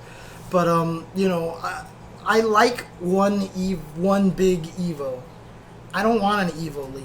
Okay. I don't want Evo to be the end all be all of all fighting game tournaments. As much as I love the tournament, as much as that I've always been supportive of it and backed it and everything like that, I don't want to see that happen because it's important to me to have events like Combo Breaker, like CEO, even like ECT and stuff like that, be able to throw their own flavor into there and have a different vibe as well. Evo is a different vibe. It serves a different customer than other events, right? So I told the story that one of my best friends was like, I can't make Evo next year, so I'm thinking about going to one of the other events. I might go to Combo Breaker, and I was like, you actually would have nothing to do at Combo Breaker. It's interesting because he's not a player. Right, okay. Right? So he wants to go for the fun spectacle and stuff like that, but Combo Breaker is less that. Evo is more suited for him, you know what I mean? He would be better off going to CEO to watch the wrestling because he loves wrestling. Oh, that makes total sense. Yeah, so, stuff like I don't want all the tournaments to have the same vibe. I like the fact that they're all very different. So, yeah, I think that's an important point as well. Yeah, I mean, I think I agree with you. I think that Evo is good as it is, being its own thing. And to the extent maybe it branches out once more, that will be okay, but I wouldn't want it to be anything bigger than that. Yeah. I wouldn't want it to be anything bigger than that. And I definitely agree with you that I would rather just have some tournament somewhere else just become the thing that everybody goes to. Mm-hmm. I think that seems more like in keeping with what I want the FGC to be. Oh, actually, we did not discuss the Pakistani dojo. They had like a little thing that happened this weekend, I think. Oh, I don't think I knew about it. I remember seeing other people talk about it, and I do not have any details on it. So, sorry about that, Basset Snake. I do not have a ton of information. We don't have a lot of information on that. So. Yeah, let me know if you do have a link or something. Yeah. I like what Beansy... Wise Honey beat Arslan Ash. Oh, shout outs. That's cool. Okay. Nice. I like what Beansy83 said, which is that this could be like how America has E3, Europe has Gamescom, and Japan has TGS. Yeah, absolutely. It's a good way to put it. Yeah, I think that's good. It's nice that I've only been to E3 among that list. Right. But I got to imagine that there's some difference in flavor, I would think. I'd hope so. It's interesting. Curly W says if Evo makes more events in more places, they just become DreamHack. And, there's definitely... I can see that. Yeah. Okay. And I'm not sure if that's... I don't know if you want to water down the brand like that as well. You know what I mean? If there's 3 Evos, does that kind of take away the feeling from all the Evos? You know what I mean? Maybe. Like, because it just feels like, oh yeah, there's that other Evo. You know what I mean? As opposed to... There's Evo. Right. It's like, oh, there's just another Evo. Well, I could see that. And you kind of lose that kind of, hype. I didn't even think about that aspect of it, but that's definitely legit. That makes sense. Mm-hmm. All right. Well, anything else to say about Evo? An Evo-based league? That's all I got. Okie doke. Let's go to another 5-5 matchup topic that we would like to discuss. Yeah, this is back to the classic non-user voted submitted stuff. This is just us talking about what this we want to talk about. Yeah. See? Yeah, say. Yeah. Let's talk about whether being the best is the worst. Being the best is the worst. You actually don't want to be the best player at something. The throne is actually terrible. Everyone will just bring you down and not support you. You want to be top 5 or the second best player. You get the benefits of still winning often and still be a fan favorite, especially versus number 1. This is from Zero, who of course was definitely the best Smash 4 player for a long period of time. Mm-hmm. He went undefeated in that game for like a year and a half or something. Right. It was just an incredible period of time. Right. And he always had an uncomfortable relationship with that. And of course now he has stopped competing and he focuses on content creation. He does a great job on YouTube and Twitch. Yeah. He's doing very successfully. He definitely does. He definitely does. Yeah. But he's no longer competing in that way. And this is his take on what being number 1 was like. He had problems with it. People booed him oftentimes. Dude, he got death threats. He did get death threats. There were very negative things that happened. And it was from as inconsequential as people booing him while he's walking around a tournament to literal death threats. Yeah. Right. Yeah, and it's interesting because a few people have chimed in on that. I know Sonic Fox chimed in. I also remembered afterwards that Chris G chimed in on this as well. And Chris G says he still gets people telling him that they hate his Morrigan in Marvel. Like, oh, I quit Marvel because of Morrigan and blah, blah, blah, and stuff like that. So he was kind of agreeing with the statement to a degree. Yeah. For Sonic Fox says, I used to think this way too, but it's not accurate. When you give people a reason to want to support you, they'll always follow you to the end. By being myself and using my platform for good, I think, I gave people a reason to want to believe in me no matter how dominant I am. Crying face emoji. So, what do you think? Is being the best, does it come with these natural... Is it natural to have the downsides that Zero and Chris G experienced of hate? Is that something that just will come up? Or is it maybe, as Sonic Fox kind of says, that it's about how you as the player navigate social spaces and so forth? I think a lot of it comes down to just how dominant you are, right? Okay. Because the thing about it is, Zero just didn't lose. Right. And he really kind of, when you don't lose, it's just it's the classic underdog story. Everyone wants you to lose. Everyone wants you to lose, right? This happens in all of sports. Whenever one team becomes dominant and wins, becomes a dynasty, wins year after year after year, everybody hates them except for the home team, right? That's it. It just happened. It happened to the Cowboys when they were dominant, to the Lakers when they were dominant, to, heck, the Golden State Warriors. I think people hated them. I mean, I think people hate them now, right? That when they were dominant for a while.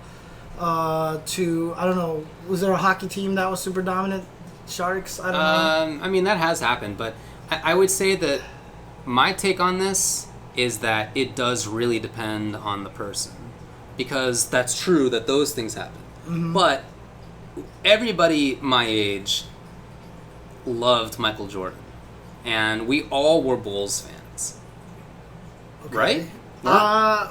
Everybody I knew in SoCal was a Bulls fan. So we were like a Lakers fan, but then definitely a Bulls fan. And everybody I've talked with about this has been like, yeah, Michael Jordan, of course. Everybody loved Jordan, for sure. So everybody loved Wayne Gretzky. Okay, so there's a difference between loving those players, but then, even though I respected Jordan, I wanted him to lose. I wanted him to lose all the time. I still remember during the big Bulls-Knicks rivalry, I was always rooting for the Knicks.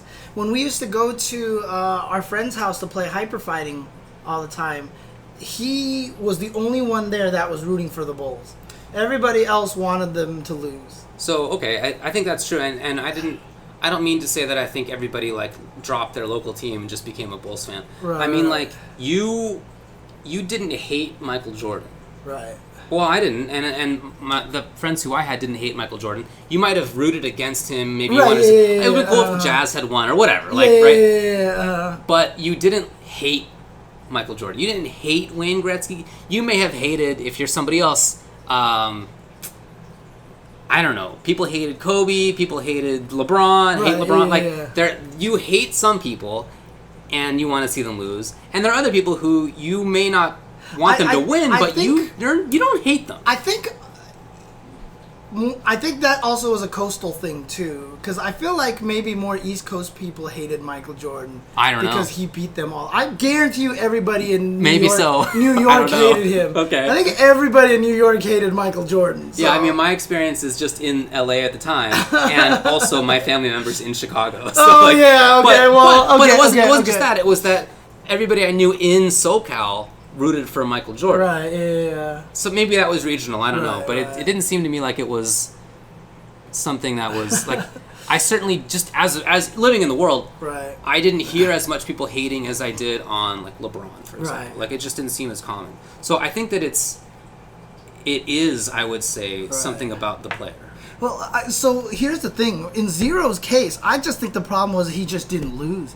Because everybody hated Justin when he was winning every MVC2 tournament. He was clearly the villain. Like, I don't even know if people understand how much Justin was the villain during that period of time. Yeah, it's true. People who don't know that period of time, they see Justin now. A lot of people root for him. They're like, let's go Justin and stuff. I mean, maybe people get an idea of how much, people rooted against Justin thanks to the tier lists now that he keeps putting out. But, back in the day, in the MVC2 day, that's all anybody wanted to do was see him lose. And everybody was rooting against him. Nobody liked Justin. Everybody hated that guy. Once the grand finals was set, people would often just leave because they knew that Justin won, so they just wouldn't stick around. Yeah, exactly. So that's just the thing, is I think it's just, in Zero's case, he was particularly dominant in a... And again, I just don't want to bring this part up, but in a particularly touchy scene, you know what I mean? That wants to ban Jigglypuff, that wants to throw crabs at Hungry Box. You know what I mean? Like, it's just every time I don't want to paint the Smash scene that way, it's like it's hard not to. So it's tough. It's tough. My contention about somebody like Jordan is not that he was a nice guy, because people even knew back in the day that he had like a gambling problem. He was a dick to people. He was a jerk to everybody. Yeah, that was not unknown. Right. But at the same time, maybe it was just where I was, but I didn't know people who hated him in the way that I definitely knew people who hated other players, or who definitely hated players later on as well. Yeah. So I don't know what that reason is, but there you go. Somebody else brought up Tiger Woods. Everybody liked Tiger Woods. Yeah, when he was winning, everyone was rooting for him. But the thing about it was, the thing about Tiger Woods, though, is you have to think about Tiger Woods' circumstance.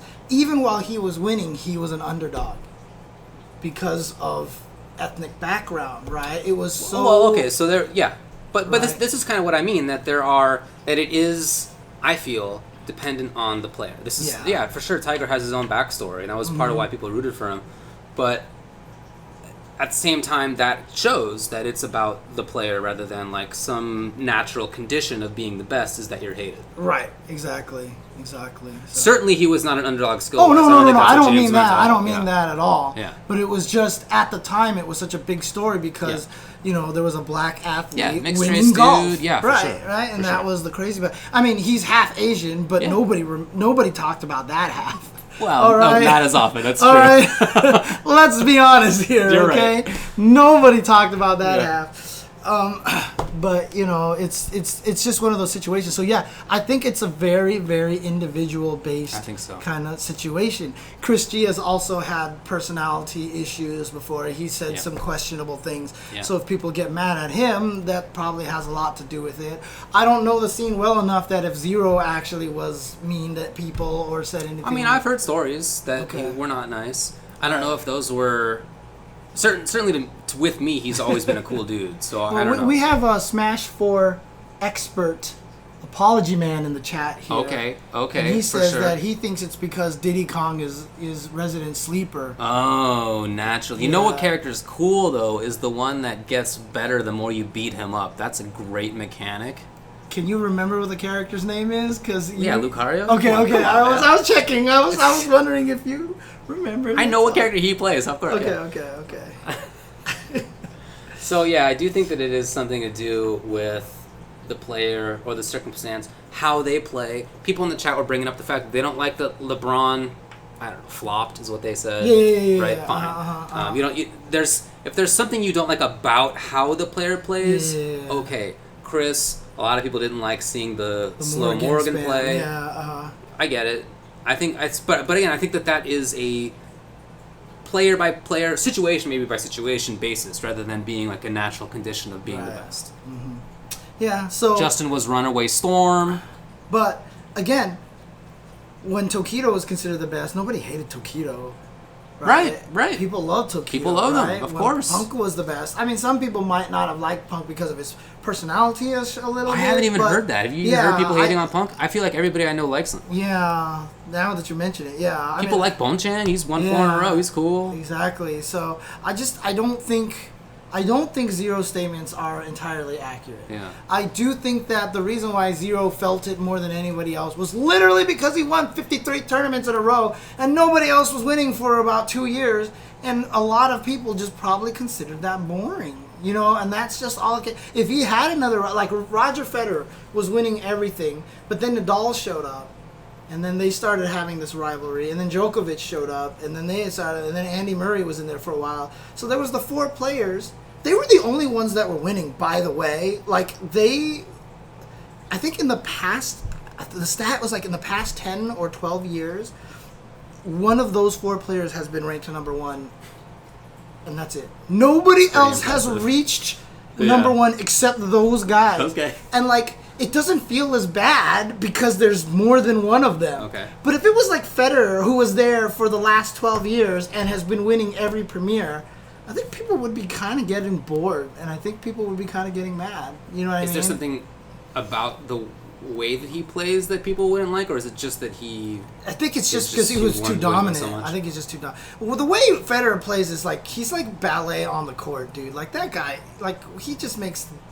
He makes shots, and you're just like, what the hell? I don't even know how this guy does what he does. There are some players in hockey who have been...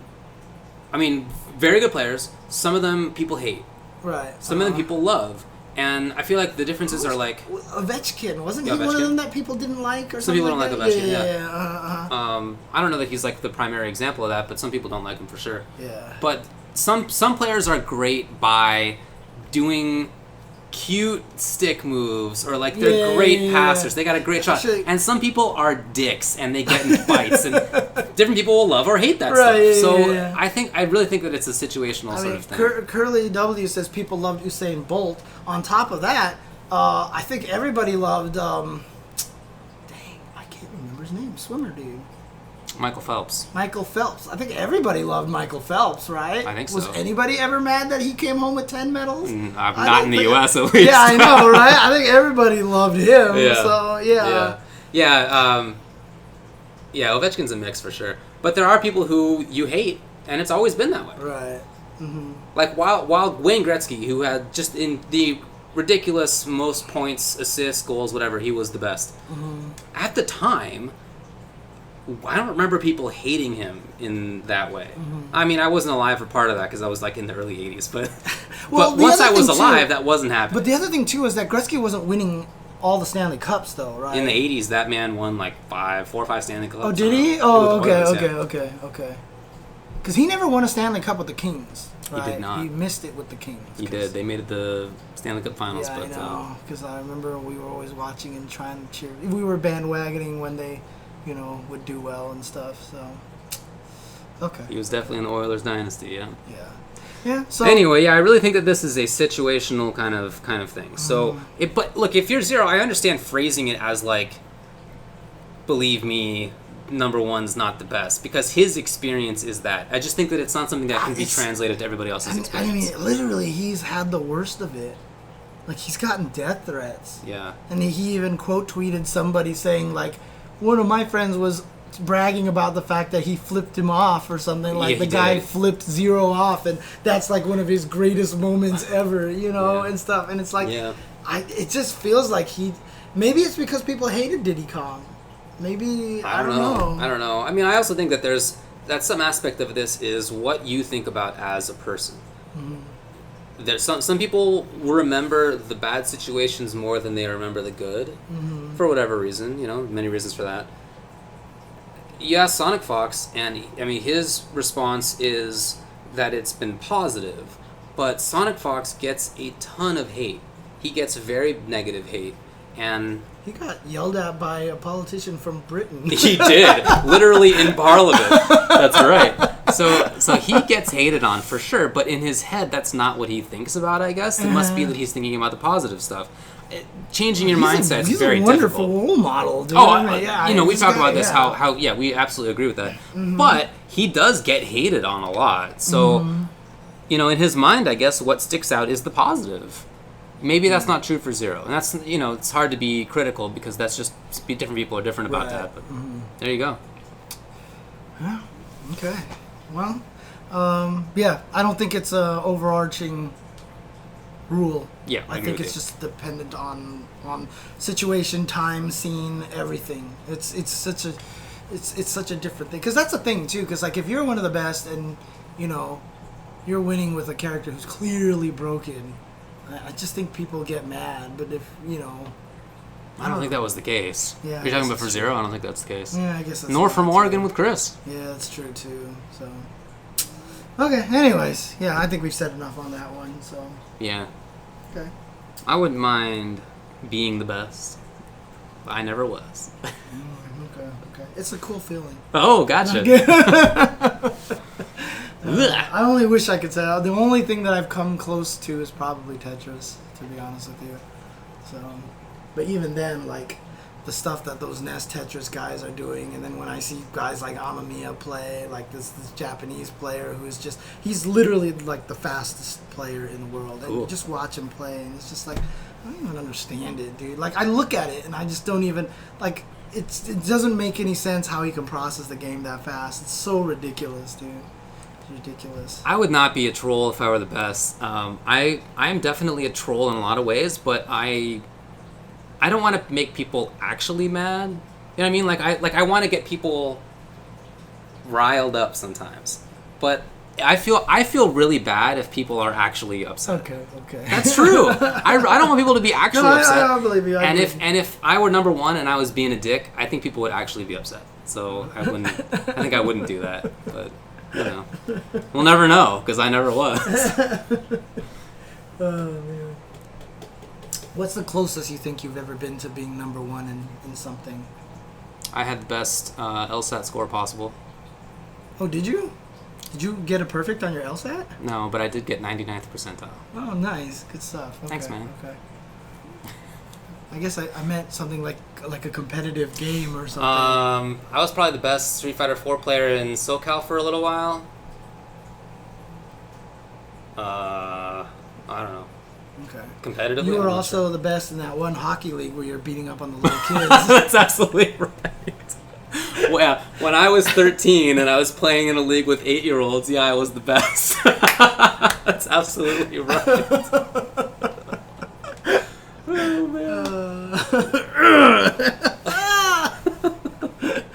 There was that one video where there's a guy, you know, where they're in the room with all those like foam things that you could throw at each other, and there's this adult just like nailing these kids with it and stuff. That's what I'm talking about. That's what I'm picturing right now. Almost, yeah. Because I grew really early, so I'm like 5'11" now, and when I was 13, I was probably 5'8". I was one of the tallest kids in my class, and then I basically stopped growing. So not only was I 13, but I was like a particularly large 13-year-old. So like you were the 13-year-old that was beating up on everybody, then everyone caught up to you, and you're like, uh-oh. Yep, that's right. Oh, man. Okay, anyways, let's FGC news. What else do we got? So, let's talk about some online issues that are going on that I guess are going to be fixed / have been fixed, they say. Okay. So in MK11, here's a hilarious exploit. Yeah, I was hearing about this. I didn't know what it is exactly. Hilarious. So, okay. So when you play on the Combat League, which is the ranked system, it's a 2 out of 3. And when you lose, it goes back to like a menu. And the menu is like switch characters, continue, you know, or forfeit. Okay. And so you can go, it turns out, to forfeit and hover over yes or no, whatever, and there's no timer for it. You just stay there forever. So what that means is that if you have lost a game, before you've lost the set, you can go to forfeit and just time the opponent out. And whenever they get tired of it, they'll quit, which means that they've disconnected, which means that you get the win. It's such evil genius. God, but like, is it that badly you want to win that you would just stop playing games to do? Some guy posted that his record was 26 hours. That he waited for somebody? He waited for 26 hours. So somebody else was like, no, I am not quitting first, and then they sat there for 26 hours. 26 hours. I would not do that, okay? Like I said, I can be a bit of a jerk sometimes, but in terms of... That's way too far for me. I would not do that. Wow. 26 hours. Holy crap, dude. Holy crap. Yeah, what he said was like, yeah, I went to bed. You know, I went to work, whatever. Like, he just went on with his day and was like, well, whatever, we'll see what happens. So he got the trick worked on him, and he waited 26 hours to see if the other guy would give up? I think he was the one being a dick. Oh, he was the one? Yeah. Okay. Yeah. That is so crazy. And then somebody figured out that there's counterplay to it. I saw that tweet about it. Okay. Yeah. So what the counterplay is that if you switch profiles, it's only on PlayStation, if you switch profiles, and then that exits the game automatically. Then you go back into your original profile, you'll go back. Didn't they say you had to sign into MK11 first? Like you switch profiles, I don't remember the order. Start MK11, quit, go back to the other one. It was some convoluted way of doing it, but there was some counterplay to it. That would actually cause them to have the loss, right? But that's just so stupid. Like, you gotta do all that just because some jerk wants to... And like I said, I know that that's an exploit on Teppen, too, because people have done that to me on Teppen. Okay, wow. Yeah, I've actually played someone, and I, like, and I was clearly about to kill him. Like, I killed, like, one crucial unit, and things were coming, and all of a sudden, I just heard, ding, action, and then just sat there, and it just never left. That's happened to me, too. Is that intentional? I don't know. I mentioned it on Twitter. Some people say that there's a bug that happens, but there is an exploit, apparently, that some people will use to do that. Wow. And so when you quit, you come back and you lost the game, basically. So. Jeez. Yeah. So anyway, this sucks, obviously, and it's bad, too, because the Combat League is not just the normal ranked system. It gives you rewards for getting a higher and higher rank in it. You'll get like cooler costumes and like there's like rewards other than just the points that are typically the case. Yeah. So there's more in it, I guess. Right. So anyway, NRS today had a tweet that was like, "We're aware that there's an issue. We'll be looking into it." Right. So they'll fix it in some. They'll just add a timer to that. It's not going to be difficult. I imagine you just add a timer. So anyway, that's weird. In SF5, there have been reports that online play was worse since the new characters came out. And the SF5 server Twitter account recognized that, and they were like, hey, we'll fix it. And then they actually did just have an update, and they said that they fixed it. So... The worst thing about it is when they said that, everybody was like, there's hope, and I was like, no, don't do that to yourself. No. It was a specific thing, you know. It wasn't that they were fixing the netcode generally. It was like there's a particular situation where there were like disconnects or something, so we'll fix that. So I guess they did do that. Yeah, I mean, look, we talked about it last week. I bummer. It's just fixed. I will say, though, I played online over the weekend because Mike Demonis told me that he was like, look, I played online and it was actually pretty good. He like sent a group text out being like, it would work somehow. And I was like, wow, okay, so I guess I'll try it. And I did. And it was actually good. And was this after the patch? No, it was over the weekend before the patch. Okay. And I had a good time, and I won like 12 games in a row, and I moved up like 2,000 or 3,000 points because it was good. Okay. And then by all with Honda, right? Oh yeah, of course. Yeah. Nice. And then by the end of it, it was bad again. But there was this brief period of time where I played online SF5, and it was fine. I'm gonna remember that. I have to hold that. I have to cherish that moment. It felt great. It's oh god. It won't happen again. It's so important. And actually, I was talking to Hi Fight about it on Twitter for a little bit, and I was saying like someone like Daigo or Takedo has to complain about it. Yeah. Like I feel like most people are like, but you know what? They haven't been having that experience. And then some people responded that some Japanese players have been having bad experiences, and it's happening in their arcades too.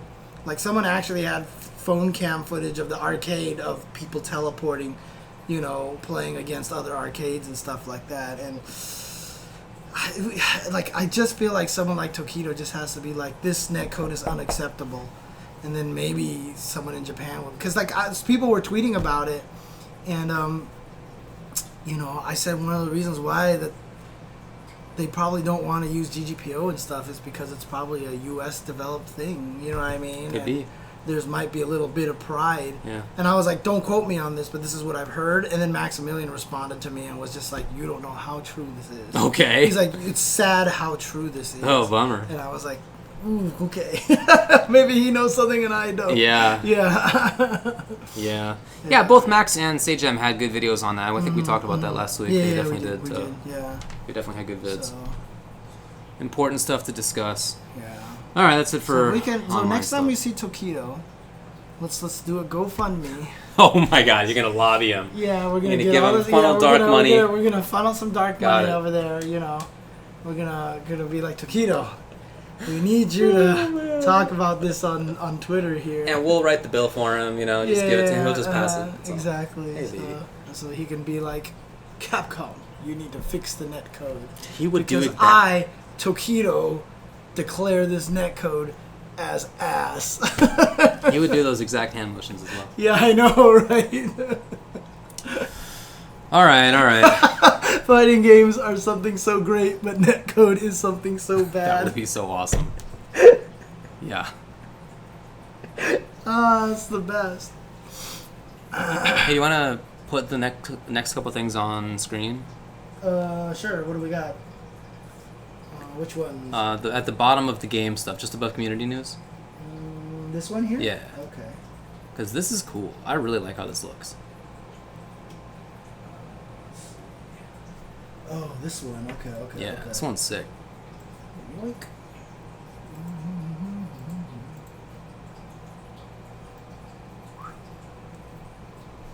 Pow.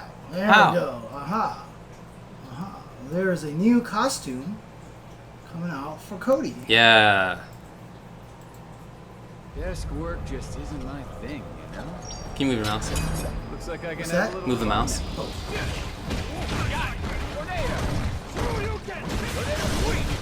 Sorry, the resolution isn't great. All you've done. It's all good. Back to home. This is awesome. I love how they turned Cody into this like super sex pot kind of guy. He has the sword instead of the Oh, you're crowbar. right. I didn't even notice that. That's cool. Desk work just isn't my thing, Okay. There we go. Looks like I can have a little fun now. That is actually kind of cool. That was Capcom. That is not a community mod. That is a Capcom Cody They costume. make some really good costumes. They do. I agree with you. I'm still mad that they made Devilot Manat. Like, you don't even understand how mad that makes me that Manat has a Devilot costume. Because it is clearly a Karen costume. It is Who's Devilot? Devilot is from Cyberbots. She was the one Marvel vs. Capcom 1 assist where she would show up in the octopus thing and then blow up. She was in Puzzle Fighter. She has an Ojo laugh. She goes, oh, in her game. Is there a name for that laugh? Yeah, it's the Ojo laugh. It's the rich girl laugh from Japan. Really? Yeah, it's a character trope. No way. Yeah, that's so why cool. they all do it. That's why Really? there's one character that like, does that everywhere in like every game. Oh, like, that's hilarious. I Yeah, had no it's idea. called the Ojo laugh. Cool, but man. Devilot should have 100%. That should have been Karen. That makes sense. And then not only that, but you know how they made Manat also Felicia? Yeah. Like, I've still said, screw the gender. That should have been in a Kali costume. Okay. Sure. Walking around on legs, Sure. pawing at people like that. I mean, come on. Sure. Dude. No, I get Come you. on. I get you. God. Anyways. Yeah, okay. Alright. Sorry, everybody. What's the next one? The MK11 characters, just below that. Oh, yeah, okay. Put that up there. So I think this is super cool. Now, this is a compilation by a couple of different people. Aquaman is the one who tweeted it, but it was put together by somebody. I mean, the data for it was put together elsewhere. Let me get the name. So this is all the pro competitions until now? Yeah, man. Okay, cool. Taken from the NRS Academy. So this is not a tier list.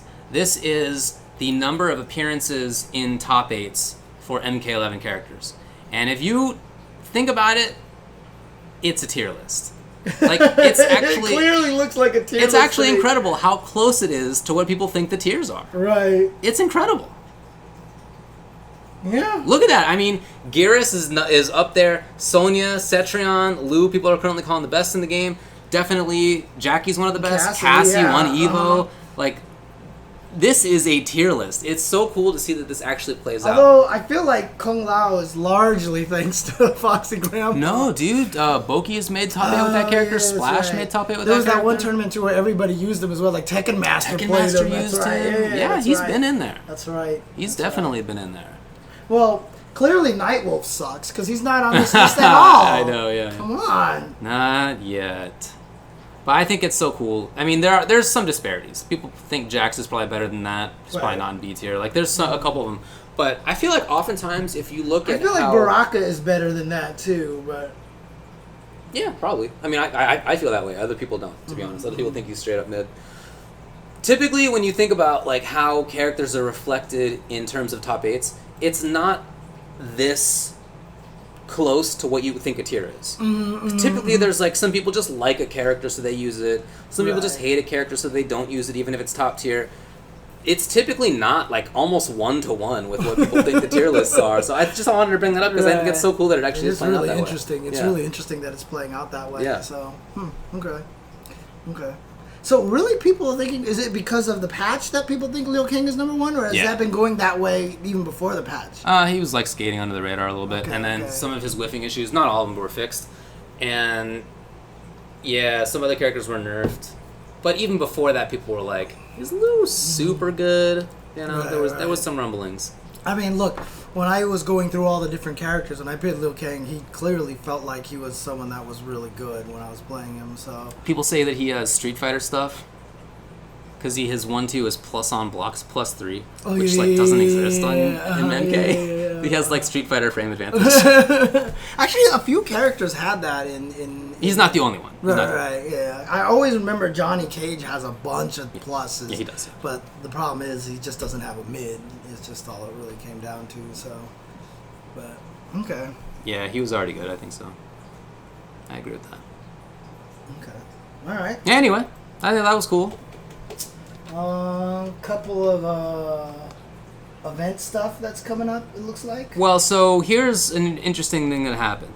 So Fuudo and Travis Styles have tied in the Asian regional finals points for Street Fighter V. Mm-hmm. They actually tied. Right. Which is the first time this has happened on the CPT. Right. And I saw the One Frame Link guys go, ha ha, because they laugh about the 1 point thing never making a difference. That's right. Exactly. Yeah. So it did, right? Or it could have, I would guess. have, It yeah. could have, yeah. But no, they ended up actually exactly tied. So what would usually happen is that the top 8 in the regional points would get flown out to the regional finals, and then they would have the competition, which is at scene.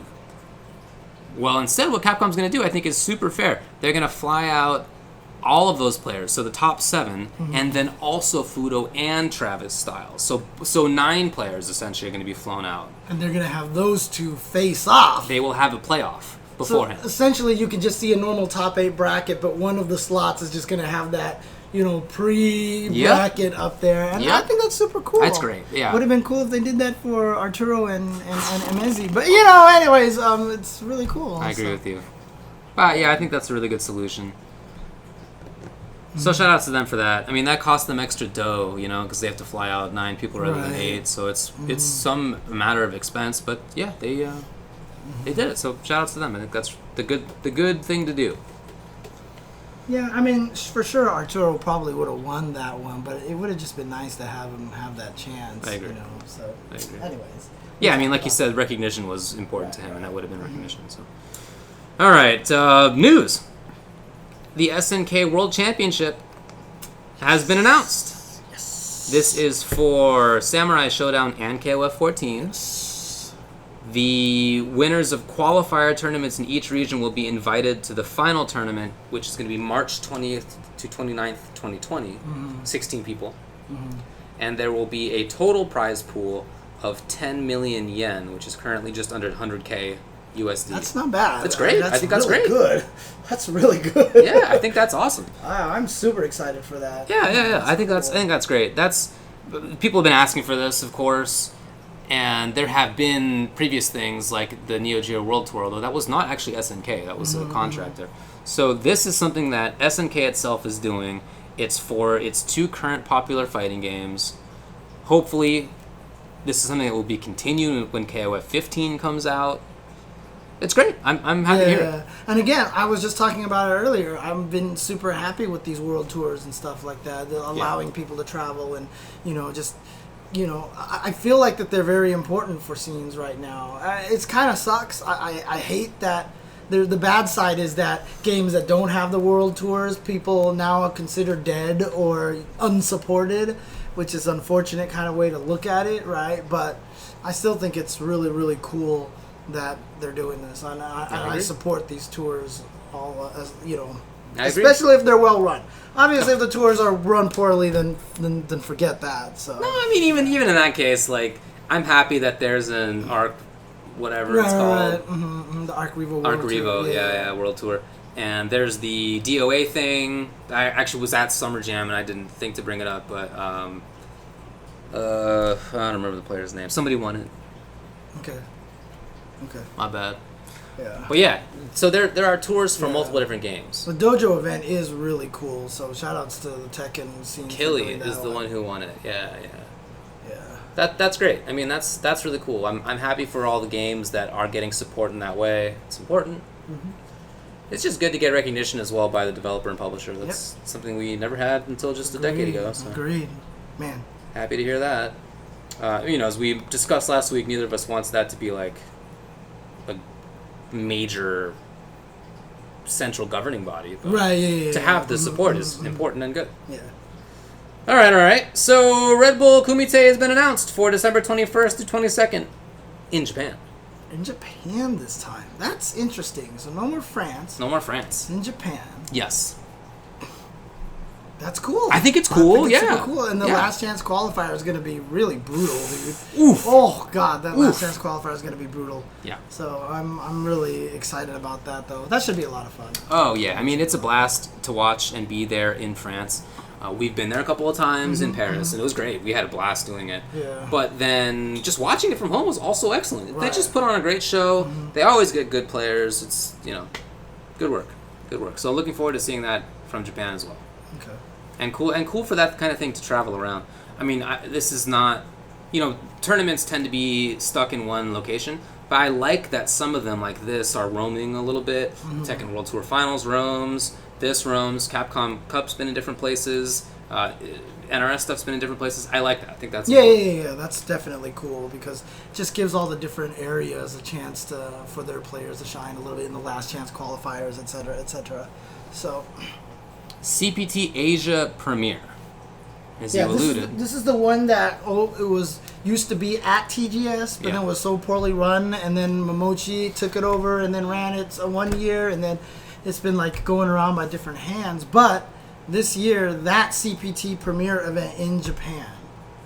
According to what was his name? Shiramizu, I think it is. I got the tweet. High Fight retweeted it, and yes, Shiramizu, I was right. Cool. Yes, you were. Says that so far this event has over 1,000 entrants already signed up for it. 1,000 people have signed up for this event. Super cool. That's crazy.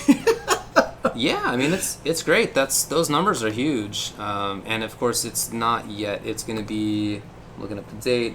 It will be September 14th or 15th. So okay, it's coming up very soon. Now, just a couple of weeks. That's great. Yeah. Awesome news. Yeah, that's really cool. It is a super premiere. Yeah. Does it count as a super premiere? Mm-hmm. But that's under Evo, or is it the same as Same Evo? category as Evo. Really? Oh, dang. Okay, so Yep. there's some points there. There are. So that means a lot of U.S. players are going to be heading out to that then as well. I would think so. Because I saw, like, Justin said he was going to be in Japan coming up, so he's going to be there for that, too. That makes sense, yeah. Yeah, that's... Oh, man. Are they going to have an English stream? I don't know. Yeah, probably. Yeah, probably. That's true. They'll have Giuna and Amajin and Obama. I hope so. Yeah, that'd be great. Because, like, if they didn't, I was like... The restream? Yeah, I know, yeah. That's very cool. Okay, cool stuff. Shout outs to that game. I'm very happy with it right now. In terms of the gameplay, I should point out. Yeah, absolutely.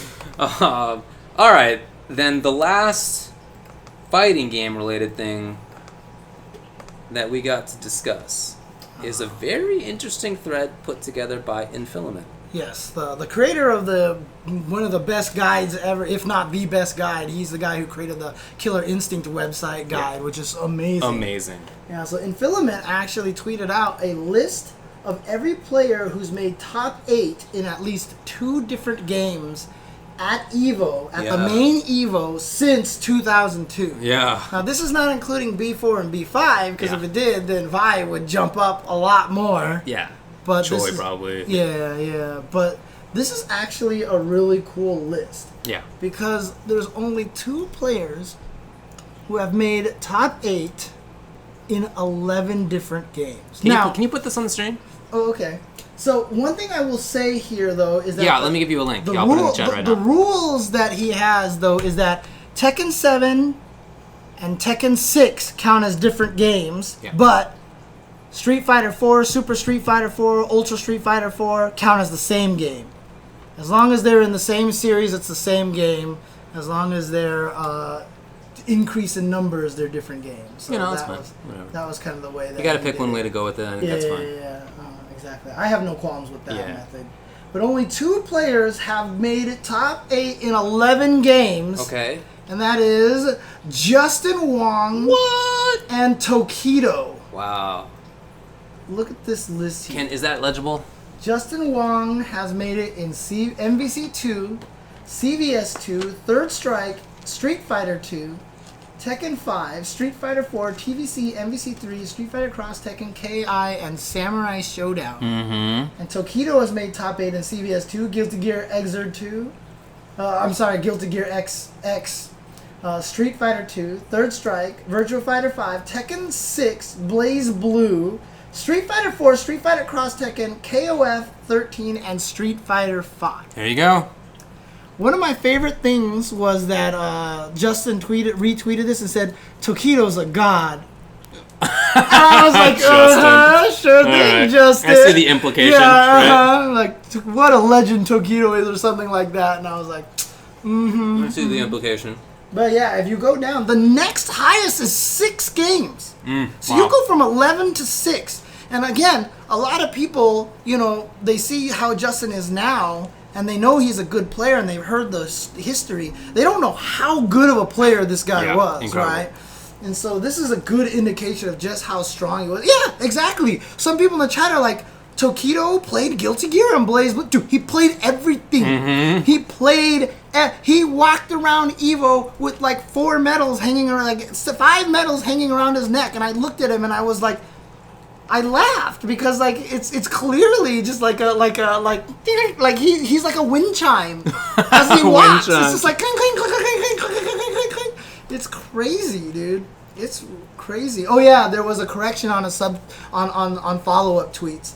I'll get to that in a little bit.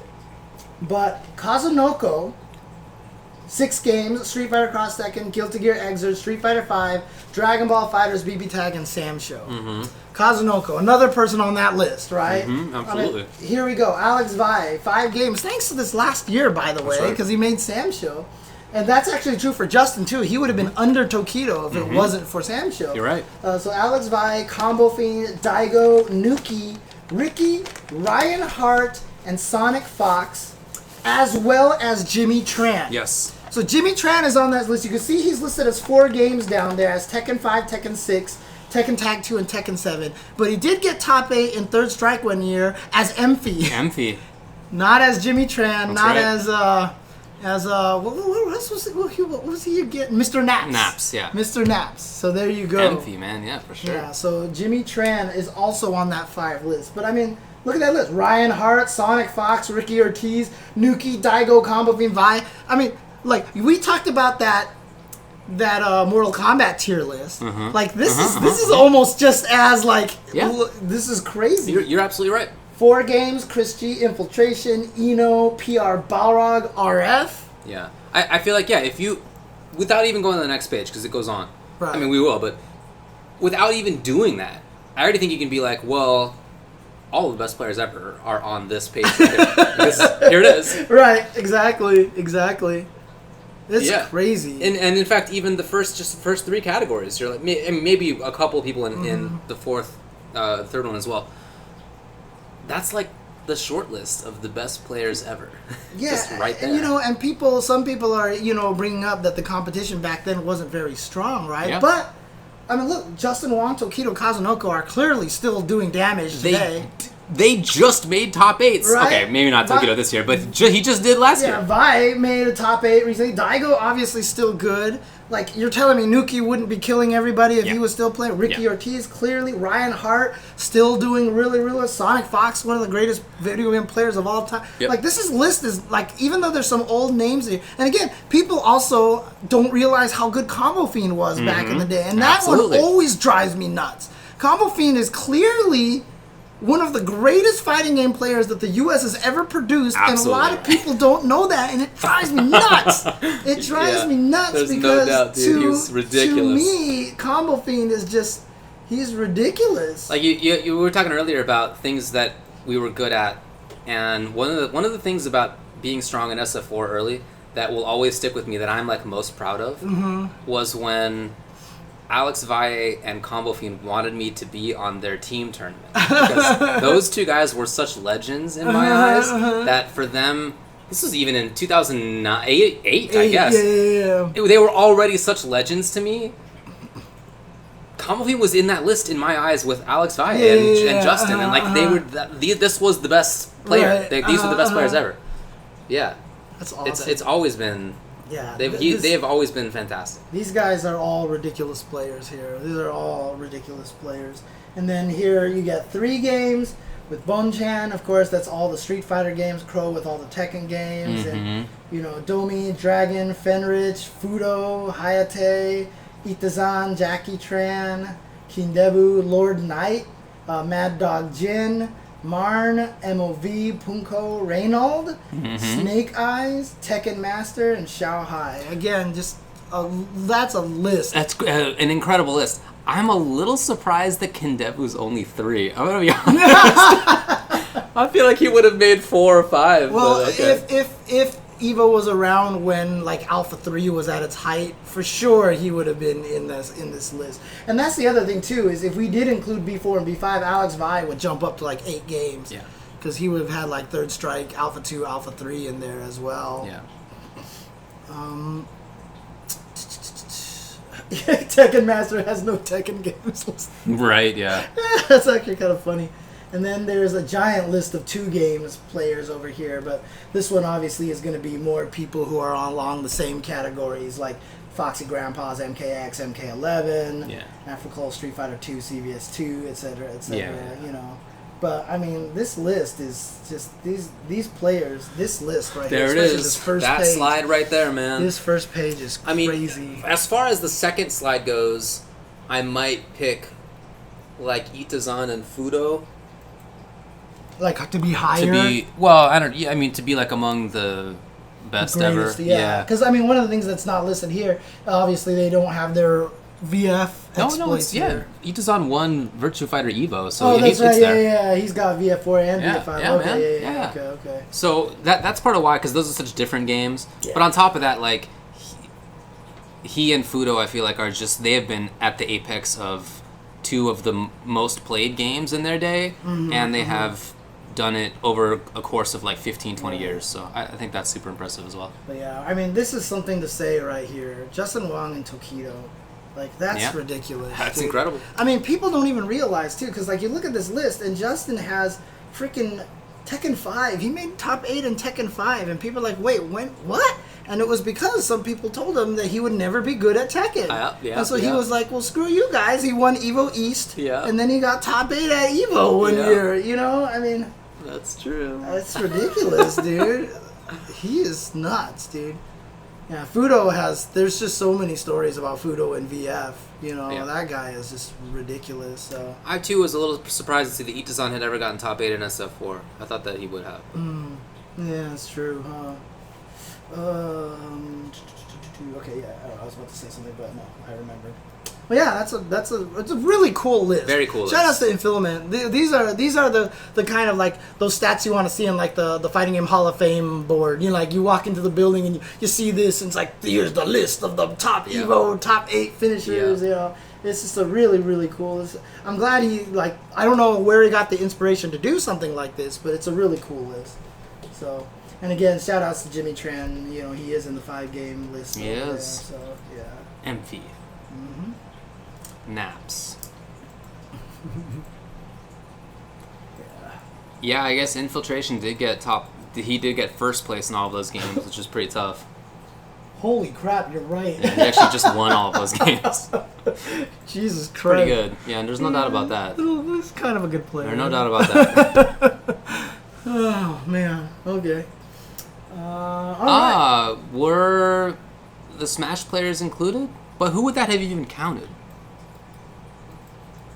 Would that have counted? Has anybody made top 8s in multiple Smash games? I don't think so. I don't think so. I don't think anybody has. And even if they did, it would be 2 games max, right? Yeah. 2 games or 3 games max. Oh, we're getting a raid here from Valdak MX. Thanks, Yo, thank Valdak. you. Did Mewtwo King really do it? King, yeah, I think he got top 8 at a brawl. Well, check the list of 2. Maybe he is there. I see Tweak has Smash 4 and Smash Ult. Okay, there you go, man. So yeah, so they are keeping track. Tweak is listed there. Raito got Smash 4 and Smash Ult. Those are the only 2 that he has listed for Smash. Well, there's a previous page as well. Oh, is there? There? That's the second one. one. Oh, yeah, you're right. Nope, there's nobody else here. Okay. So it's just Raito and Tweak. That's cool. it. Well, congrats to those. Yeah, there you go. Anyway, that's a really cool list to look at. Yeah. Thanks, cool. Infil. Very cool. All right. Anything else we've got here? Oh, that's right. There was the Teppen exhibition at PAX West. Yeah. It's not fighting games, but it's still. Not, but we're playing it a lot, and so, so we're talking about it no matter what. So. Yeah. It's a fun game, dude. Although the new cards just came out, and I feel like there's a little bit of power creep going on right now, but we'll see. That's how card games go. Yeah. It always has. I feel. It always goes that way. So I watched quite a bit of it. It was fun. Yeah, I didn't get a chance to. I tuned in occasionally, like on my phone while I was out and about and stuff, but I never got a chance to sit down and watch it. So. Well, I did. How did they do it? Did they make the fighting game guys play each other first, and then the? Okay, so they had 2 groups of round robin, whatever it was called, and it was the fighting game players, and then it was the card game players. But that was only to determine seeds, and so then the actual tournament took place once they decided the seeds. Chris G was actually the number 1 seed. Oh, nice. Okay. And then he beat Unruly. Okay. This is 8 players overall. Then Spooky was the number 4 seed, and he beat Cure Mango, who's a cards player. Then Muffin Pastry Pie beat Justin Wong. And then Mogwai beat Zenigami. Nice. So that meant that next round it was actually Chris versus Spooky. and Spooky won it 3-1, which meant that he would go to the grand finals. And then Mogwai beat Muffin Pastry Pie, so that was cool because it was gonna guarantee a fighting game player versus a card game player in grand finals. And to be fair, Spooky, who plays everything, does have a lot of card game experience. So. Dude, he has been playing Magic since, for sure, a lot of the people in the chat were born. Definitely. Yeah. Definitely. So then, it was Spooky versus Mogwai in grand finals, and Mogwai won it. By what was the score? Do you know? It might have been 3-0. Okay. It's 3-0 or 3-1. It was a stomping. Yeah. It was unfortunate because one of the games, Spooky just had a terrible opening hand, which happens sometimes. But later, there were definitely moments when he probably could have played it better, right, just didn't. So Okay. But, Spooky ended up getting second place to Mogwai. And then Muffin Pastry Pie beat Chris G in the third place match. Okay, cool. So the card game players came out on top in a card game. So. Not a shock. But it was definitely fun to watch. I really like that game. The commentators were talking about it often. The players, and in fact, in the interview that they had with one of the card game players, the player mentioned it. They're not used to the speed of it, and they're not used to the execution side. Yeah. There actually is execution in Teppen. Yes. I had a miss execution that totally lost me a game. Yeah, me too. I was so mad. Me too. It's happened. Oh. You have to time things very precisely. You have to think far in advance in terms of what you're going to hover it around and stuff. So there is that side of it, and that's unusual for a card game player. I mean, it's not the only real-time game, but it's not as common for sure. Yeah, but it's an interesting marriage of card games and actual real time kind of action. Yeah. And I think that's kind of cool. No, yeah. So, but obviously, I was saying to you before the stream started, I wasn't a big fan of the way the layout was presented and stuff like that. But that's all growing stuff that they're gonna go into and stuff like that. So, they should have just got Spooky. Call Spooky. But it's again, I'm sorry that we keep talking about it a lot, but it's a fun game. It's fun. We're playing. And I mean, the fact that it's actually cut into my FF arcade time by a lot is kind of crazy to me. So, but one of the reason why they put this exhibition on was also to call out that the new pack was coming out. Yeah, the expansion. So there's a whole new expansion that came out, so a whole bunch of new cards. A lot of crazy powers, and they kind of did a mini expansion earlier to kind of give us a taste of what the explore mechanic is, but now the explore mechanic is crazy. I thought it was going to be a color specific thing, I thought it was just going to be for red, but everybody could explore, and there's just some crazy stuff you can do there. But it also seems like they're trying to address some of the balance things. I noticed for green, they gave a lot of cards that killed flight. Right, yeah, that's true. There's actually cards that were specific, do damage to flying creatures. Yeah, because green got bodied by flight. Because it didn't matter how much health or shield you had, because the guy just flew over you and killed you. So they were like, here you go. Yeah. So, it seems like they're trying to do some stuff, although I heard black might be stronger now. Wow, okay. So I don't know, but I haven't messed with the new pack at all. I haven't pulled any on the new cards, but I'm going to do that on stream later this week. Nice. So I'm going to stream some Teppen, and I'm going to pull the cards on stream, so you can all join me to see if I can get any of these legendaries, including Jury, who I think is currently the most broken card in the game, but we'll see. Yeah, I'm planning to do that on stream tomorrow as well. Oh, cool. Nice. Okay. It's true that green has other ways to deal with flying, but it's cool that they either maybe already knew what was going on, because they probably had designed this set of cards before the game released. They're probably look, green's going to suck against flying, or it's going to have problems. So here's some ways to just be bing. Right. But yeah, I mean, I constructed a deck that deals with flying, I think, pretty well. Yeah, so seals, seals basically. Yeah. So I think that's anyway. It's cool. I like how they've designed it.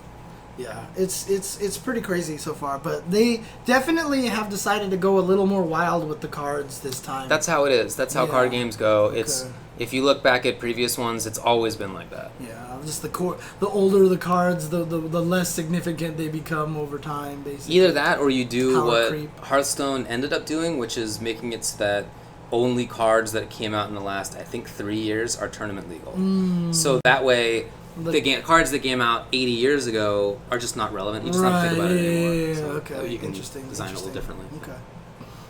Yep. Yeah, I mean, the jury one is interesting because... Is it 2 years for Hearthstone? Okay. What everybody said about the jury one is that if you play a purple-red deck... So the whole deal with jury is that if she hits the hero, she explores for an action card that costs 2 points that gives you combo, agility, and spillover, which is a crazy combination. Okay, combo and agility already is one of the most terrifying combinations in the game. And if you can hookshot her, oh my god, then you can't stop her from hitting your hero and she'll just be getting these cards all over the place. The thing about it is, the question is, can you put her out there and then someone, tries to counter her, whatever like that, blah, blah, and then it's got to hit. But red has a 1 magic point card that triggers an explore on any card that has explore automatically. So you throw a jury up there and then you just give her that card. Bing! She gets this 2, you throw it on her. And if you can get a hook shot on her, so it'll make her flying all of a sudden, and then she just, boom, boom, 2 hits, and then she gets 2 more of those things, and you drop them on your other 2 guys, and then basically you've got this army of agile comboing guys, and it's just like, everything sucks. Some guy did that to me. I was playing it, and I didn't know what the cards were. And I saw Jury, and all of a sudden he was like, Bring! I was like, what the hell happened? And like, I just got slaughtered all of a sudden, so... Rocket Launcher is okay. There's some faults to Rocket Launcher. Yeah. For example, Shield blows up Rocket Launchers. It's an action card is the problem. Right. That's the big problem. I was playing against somebody else, and we were having the super close match. It got down to 3. I had 4 hit points left. I was about to hit him, and then boom, Rocket Launcher onto one of my guys.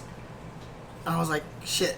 Oh, I have a shield. Yeah. I dragged the shield on him, surrender. Yeah. As soon as I did that, I just had a game today that made me mad because we were both down to no cards left, and we both played our last cards.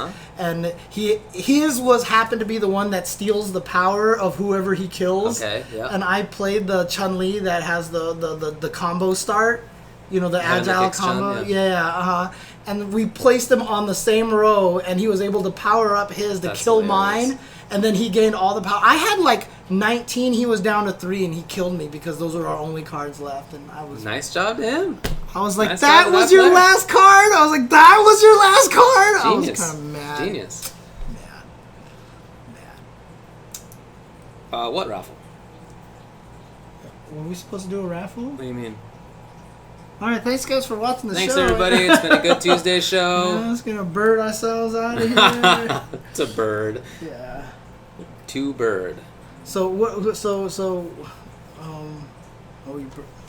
right, here you go. Are we gonna raffle them all or just one at a time? One at a time. One at a time. So 1 this week, maybe 1 next week. There's more, but here's what each of them looks like. Okay. So here's a long sleeve. Meep meep. What the kids call T-shirt. Oh. It's shaped like a T. So it's a long sleeve T-shirt. Yeah, it's like a long sleeve one. Okay. You got the meaning of the name T-shirt. Okay. So yeah, here you go. This is one of them. Now in this I have large, extra large, and 2 extra large. So all the M's went out the window already. All the S's are gone. But we got some larges, we got some extra larges, and we got some 2 extra larges. Now here's a hoodie. By the way, it is infested with cat hair. So if that matters to you, probably stay out of the raffle here. It's just 80% cat hair now. It's the same idea. They get official Ajax and Lyra cat hair. They have been blessed by Ajax and Lyra. I mean, I'll wash them before I send them out, but still, I don't know. I think some people want the cat hair. If you'd like the cat hair, it's all yours. But I can also wash it. So here's a hoodie. The hoodie I only have in extra large. Okay. Then I have 3 of these beanies. Oh, nice. These beanies are pretty cool. Get one of the Vexani, then Boop, boop, boop. She was That's a beanie sound effect. There's a beanie sound effect. For me, beanie sound effect would be I gotta believe. That's fine. Yeah. Anyways, boop, boop, boop. Okay, so the cat hair is also in the beanie, although because it's not black, it's a little bit less obvious, but here you go. Here's a nice big whisker, actually. Oh, you got a whisker in there. Yeah, there's a whisker right here. Anyway, yeah. So we got a couple of these as well. But yeah, let's just raffle off one of each for now. Okay. So if you can't use a large, extra large, or 2 extra large in the long sleeve shirt, and if you can't use a extra large in the hoodie, you know, maybe let other people raffle instead. Okay. Right. Type a keyword in the chat. How did they accumulate so much cat hair? Well, I was given these at Evo, which was a month ago. Do we want to do these things where where our subscribers have more chances to win, or? I don't know. Okay, forget it then. I didn't know that was an option though. That's kind of cool Yeah, to know no, for it the is kind future. of cool. I didn't know. So I got them a month ago, and they've just been in my apartment since then. And the cats haven't like danced on them or anything, but they're, I mean, you know how a cat apartment is. Like, the hair just gets around. For example, this mic is 62% cat hair. Because it's in a cat apartment. That's how it goes. True. All right, so let's see. Okay, so if you type !raffle in the chat, you should be entered now. So please start that. I think that's working, right? Yeah, here we go. Okay, the entrants are jumping up. There we go. Oh, look at that. All right, yeah, it's moving. What's your policy on, like, NA or not? Is it like... Oh, on North America or not?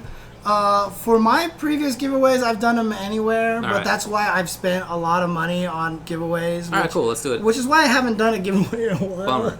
All right, yeah, that's fine. I'll just do it anywhere. Actually, if I do giveaways like that, I'll talk to you about it after this. Okay, you got it. Yeah, okay. All right. Just so you... Yeah, Canada's fine. Sure. Boink. There we go. Boop, boop, boop. Boop, boop. Oh no, I'm getting catted down here. Wow. All right, everybody. Nathan is adding himself to it. Oh my God, It's too bad that the camera's not down here, but my God, he is headbutting the he's hell definitely out of headbutting that it. thing. Oh, let me see if I can get him on the camera over here. Oh my God, Nathan, can't believe this. There he is. There he is. I just put it down next to where we're sitting, and he is all about it. Oh man. Look at that little dude. Oh God, he's Chill out, buddy. Man, He's so cute. he's very cute. Yeah, now you've got a third cat hair on here Yeah. now. On the hoodie. Dude, he loves items of clothing on the floor. I didn't know. I don't know what it is. I didn't realize. He does this all the time. It's so funny. Look at this guy. Well, if you are allergic to cats, we will watch. you know, I mean, yeah, we'll wash it, but no guarantee that we'll get 100% of the cat hair off. That's hard. It's hard to do. What a cutie little boy. Okay.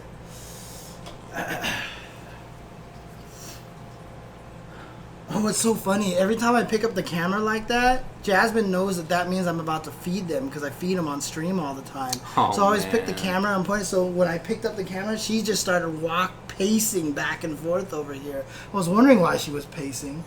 I continue to endorse that cat hair remover in the wash. So I'll definitely put these in the wash. Just for legal reasons, I'm not going to guarantee that we'll get 100% of the cat hair. Right, of course. But it should be mostly What's gone. interesting is we've only got 47 entrants in here. That's cool. I mean, yeah. Okay. If All right, you're not into it, here you go. Okay. So here's the long sleeve shirt. Oh, do you want to draw and let them pick which one they want? A better idea. Okay, so we're going to draw this and let you guys pick which one. I hate that I always like move this over here because I think the mouse, I'm going to click here, but it's actually here. Yeah. Okay, ready? Yep. The first person to win is Mr. Maestro. Okay. Created with not quite M's. Okay. Mr. Maestro, if you are in the chat, let us know. That's right. It's all large and bigger. Mr. Maestro. Mr. Maestro. There you Hey! are. Which one do you want? Do you What want the beanie, the t-shirt, or the hoodie? Boop, boop. And also, what size? Keep in mind that the hoodie is 2XL, the long sleeve shirt is large XL or 2XL. Oh, the hoodie is only 2XL? I thought it was. I'm sorry, the hoodie is only XL. Right. The hoodie is only XL. Okay. And the t-shirt is large XL or 2XL, and the beanie is a beanie. ¿Qué quieres, Mr. Maestro? Señor Maestro. Do you think you're close enough with him to use the 2 form? Is that cool? Oh, okay. ¿Qué quiere usted?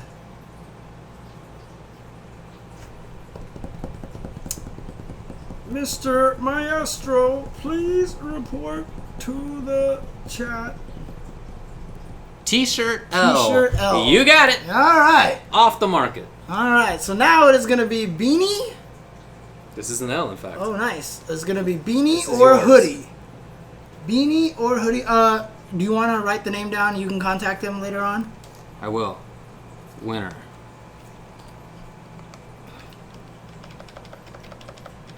And Mr. Maestro, if we happen to draw your name again, you cannot win again for the rest of this day. All right. So, how is it? It's the slashes. I just was hoping to copy it here, but that may not be plausible. Oh no, here it is. All right, cool. Yeah. All right, copy. Mr. Maestro is gonna hold that L. I like it. All right, T-shirt L. All right. All right. Next, the winner is T-Mac 12X. Okay. Okay. T-Mac 12X. Are you in the chat? See how the spelling is on this one. TMAC 12X. All right, easy enough. T-Mac 12X. What do you want? Tracy McGrady. We 12X. got. Yes, he's here. What do you want? We have a T-shirt, same sizes available, L, XL, or 2XL. We have a beanie, which is that size, and we have a hoodie that is XL. It's only XL T-Max 12, so he wants the hoodie. Hoodie? Oh no, the hoodie's off the market, everybody. All right. Oh my Oh my God. God, Nathan! Jesus. You can actually see it on camera. Wow, that is Oh, boy. incredible. But here it is. I'll wash it before sending it out. Wow. Nathan, Jesus. Oh my God. Jeez. Anyway, so Woo, there you go. Okay, all right. Damn. Nathan. All right, okay. That hoodie is pregnant. Oh, okay. All right, and the last winner of the beanie is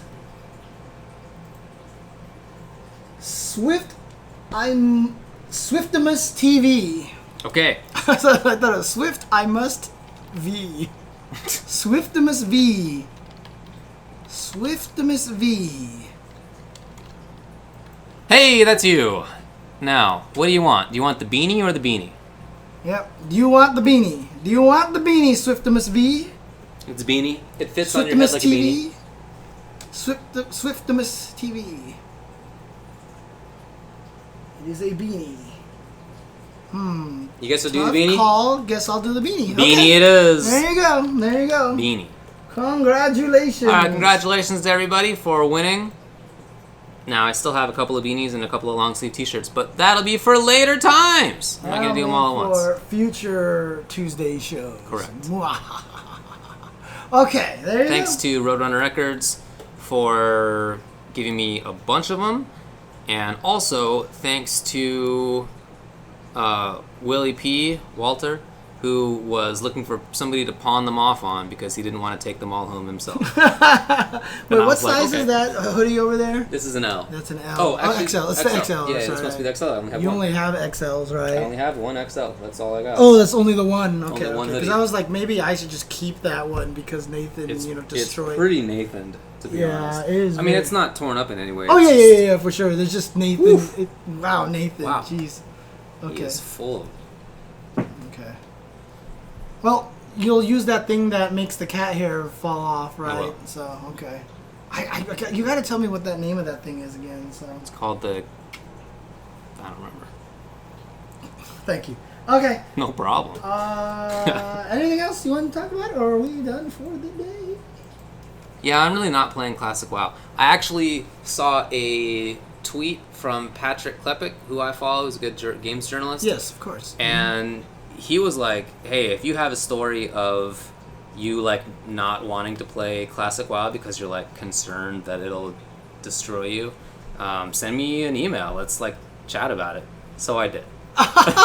Wow, okay. And then he sent me an email today that was like, hey, we'll chat. Oh, dang, So, that's cool. You know, okay. We'll see what happens with that. Nice. But basically, I thought that I had beaten the WoW addiction.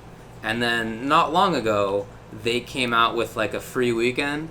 And I was like, well, I've beaten this WoW addiction, so yeah, I'll see what the story's like. No, that's not how and it works. I died for that 3 days. never works. So, yeah, I just lost track of all space and time for 30 hours. I mean, not that I played continuously, but like almost. I had to sleep and eat. So after that, I was like, well, I can't do this ever again. And I actually uninstalled not just WoW, but the Blizzard launcher, and I unfollowed WoW on Twitter, and I unfollowed the WoW subreddit. And You just had to cold turkey. I just can't do it. You cold I have to consider myself always susceptible to it, and I okay. can't let myself get into that. Dang, that's crazy. So, okay. Yeah, I had to do it if I was going to survive. I definitely cannot download Civ either. So, yeah, that's how it is. That's crazy. Okay. Yeah, I wish I could play it, but I just think that I shouldn't. So. Okay. I mean, that's good willpower. Yeah. I don't have that kind of willpower, so. Yeah. You ghosted WoW. Yeah, I'm trying to. We'll see. It's, like, I'm still following the story because I'm interested in the story. In the lore, basically, right? Yeah. Okay. And now I'm replaying all the old classic Blizzard games.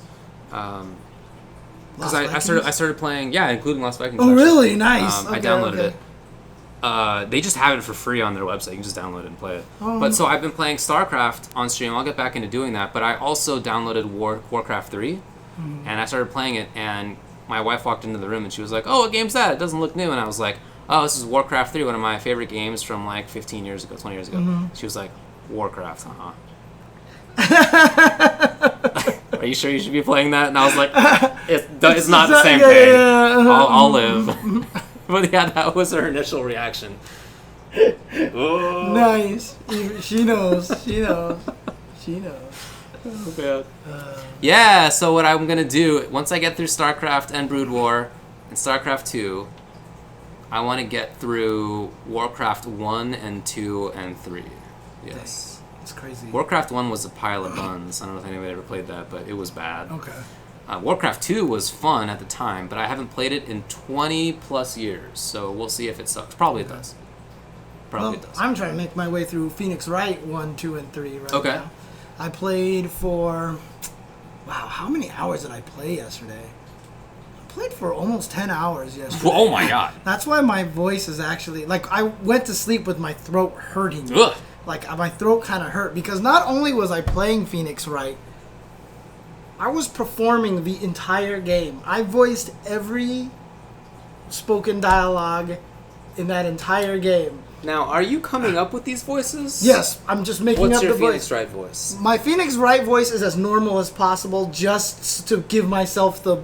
I mean, it's a little bit higher because, objection, that kind of thing, and he's got to have that, but, like... I want the main character to have as normal of a voice as possible so I don't die. Good strategy. That's basically the idea of the whole entire thing, yeah. And everybody was enjoying it. Everybody was having a grand old time with it, too. So I was having a lot of fun with a lot of the voices and stuff. So yeah, what are the characters in that game? I don't remember. So there's Maya, there's the older sister Mia, there's always the judge, there's Miles Edgeworth. Right. There is... Detective Gumshoe, who I was told in France or Italy, his name is Detective. That is hilarious. Yeah, but then there's like all the villains, you know, like Miss April May and Red White and all these other characters and stuff. And so yeah, there's the security guard at the studio, you know, the Steel Samurai. What's your favorite voice? What's my favorite voice so far? I don't know. It might be the director of the Steel Samurai, because all he does is like talk with like ROFL and sad faces, and I just gave him like the worst like nerdy voice possible. So yeah, you have to watch it. You have to. All right. You have to actually see it. So there you go. But it's fun. I'm having a lot of fun with it. So it's good times. It's good times. And people are watching it. I've had a lot of people who like don't like just come in. They're like, this is the most amazing thing I've ever watched. So a lot of people are having a good time with it. A lot of people are having a good time. So. Oh yeah, I definitely agree with that, Wasik. 100%. What's that? Anything else going on? Oh yeah. No, that's about it. This is September, so subs are half off right now. So if you would like to support UltraChenTV, subs are half off right now. Wow, that's awesome. So basically that just means that the channel gets all of it, basically, right? Wow. So I think that's just basically what it is. Okay. And again, I am gonna try to stream like I can't even. I'm just gonna try to stream every day. I'm gonna stream twice a day, 3 times. I don't know. I'm gonna go crazy. I'm gonna try to finish that. So Phoenix Wright stuff. I'm gonna try to do Teppen streams. I'm gonna be doing the FGC Locals of the World. Right. I'm gonna start on those. I'm gonna try to finish Resident Evil 7. I'll probably play some Tekken again. I'll probably play all sorts of crazy stuff. Thanks, Gruff Grudoff. Oh, there you go. Thanks, Gruff Grudoff. There you go. Well, that's cool, dude. Yeah, I have been streaming every weekday for a little while, and it's been StarCraft, Street Fighter, Mortal Kombat, and Teppen. Basically, been the rotation. Okay. Yeah, I'm trying to get. I'm going to Montreal this weekend for Montreal DreamHack. Oh, nice, for Mortal Kombat. For Mortal Kombat, yeah, nice. Okay, where it's a MKPK event. Okay. So I'll be there for that. Nice. Good stuff. That'll be. I'm leaving on Thursday. I'm gonna get some of them bagels. Recall Montreal is famous for its Jewish cuisine, which I had no idea about before I went there last year. Didn't you do it last time and it wasn't as like they're like not mushier or something? It was like there's like no salt. Like they're definitely different than the bagels that I am accustomed to. I wouldn't say that they're bad. They're just different. It's like a New York versus Chicago pizza kind of situation. So yeah, I mean I liked it enough, so I'm gonna go get some. They have good. Oh, thank you, Roy. Meat. They got good like pastrami and corned beef and stuff. You know, classic Jewish Ashkenaz cuisine. Cool. Good stuff. All right. Thanks, Kamala. Is a cop. All right. Music is amazing in StarCraft, no doubt about it.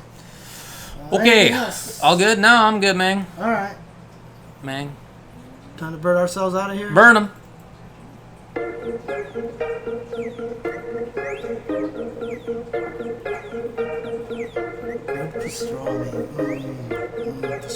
Yeah, I don't eat beef very often nowadays, but it's when I do, it's almost entirely corned beef sandwiches. Doesn't sound bad, dude. Doesn't sound bad. All right, peace out, everybody. Later, y'all.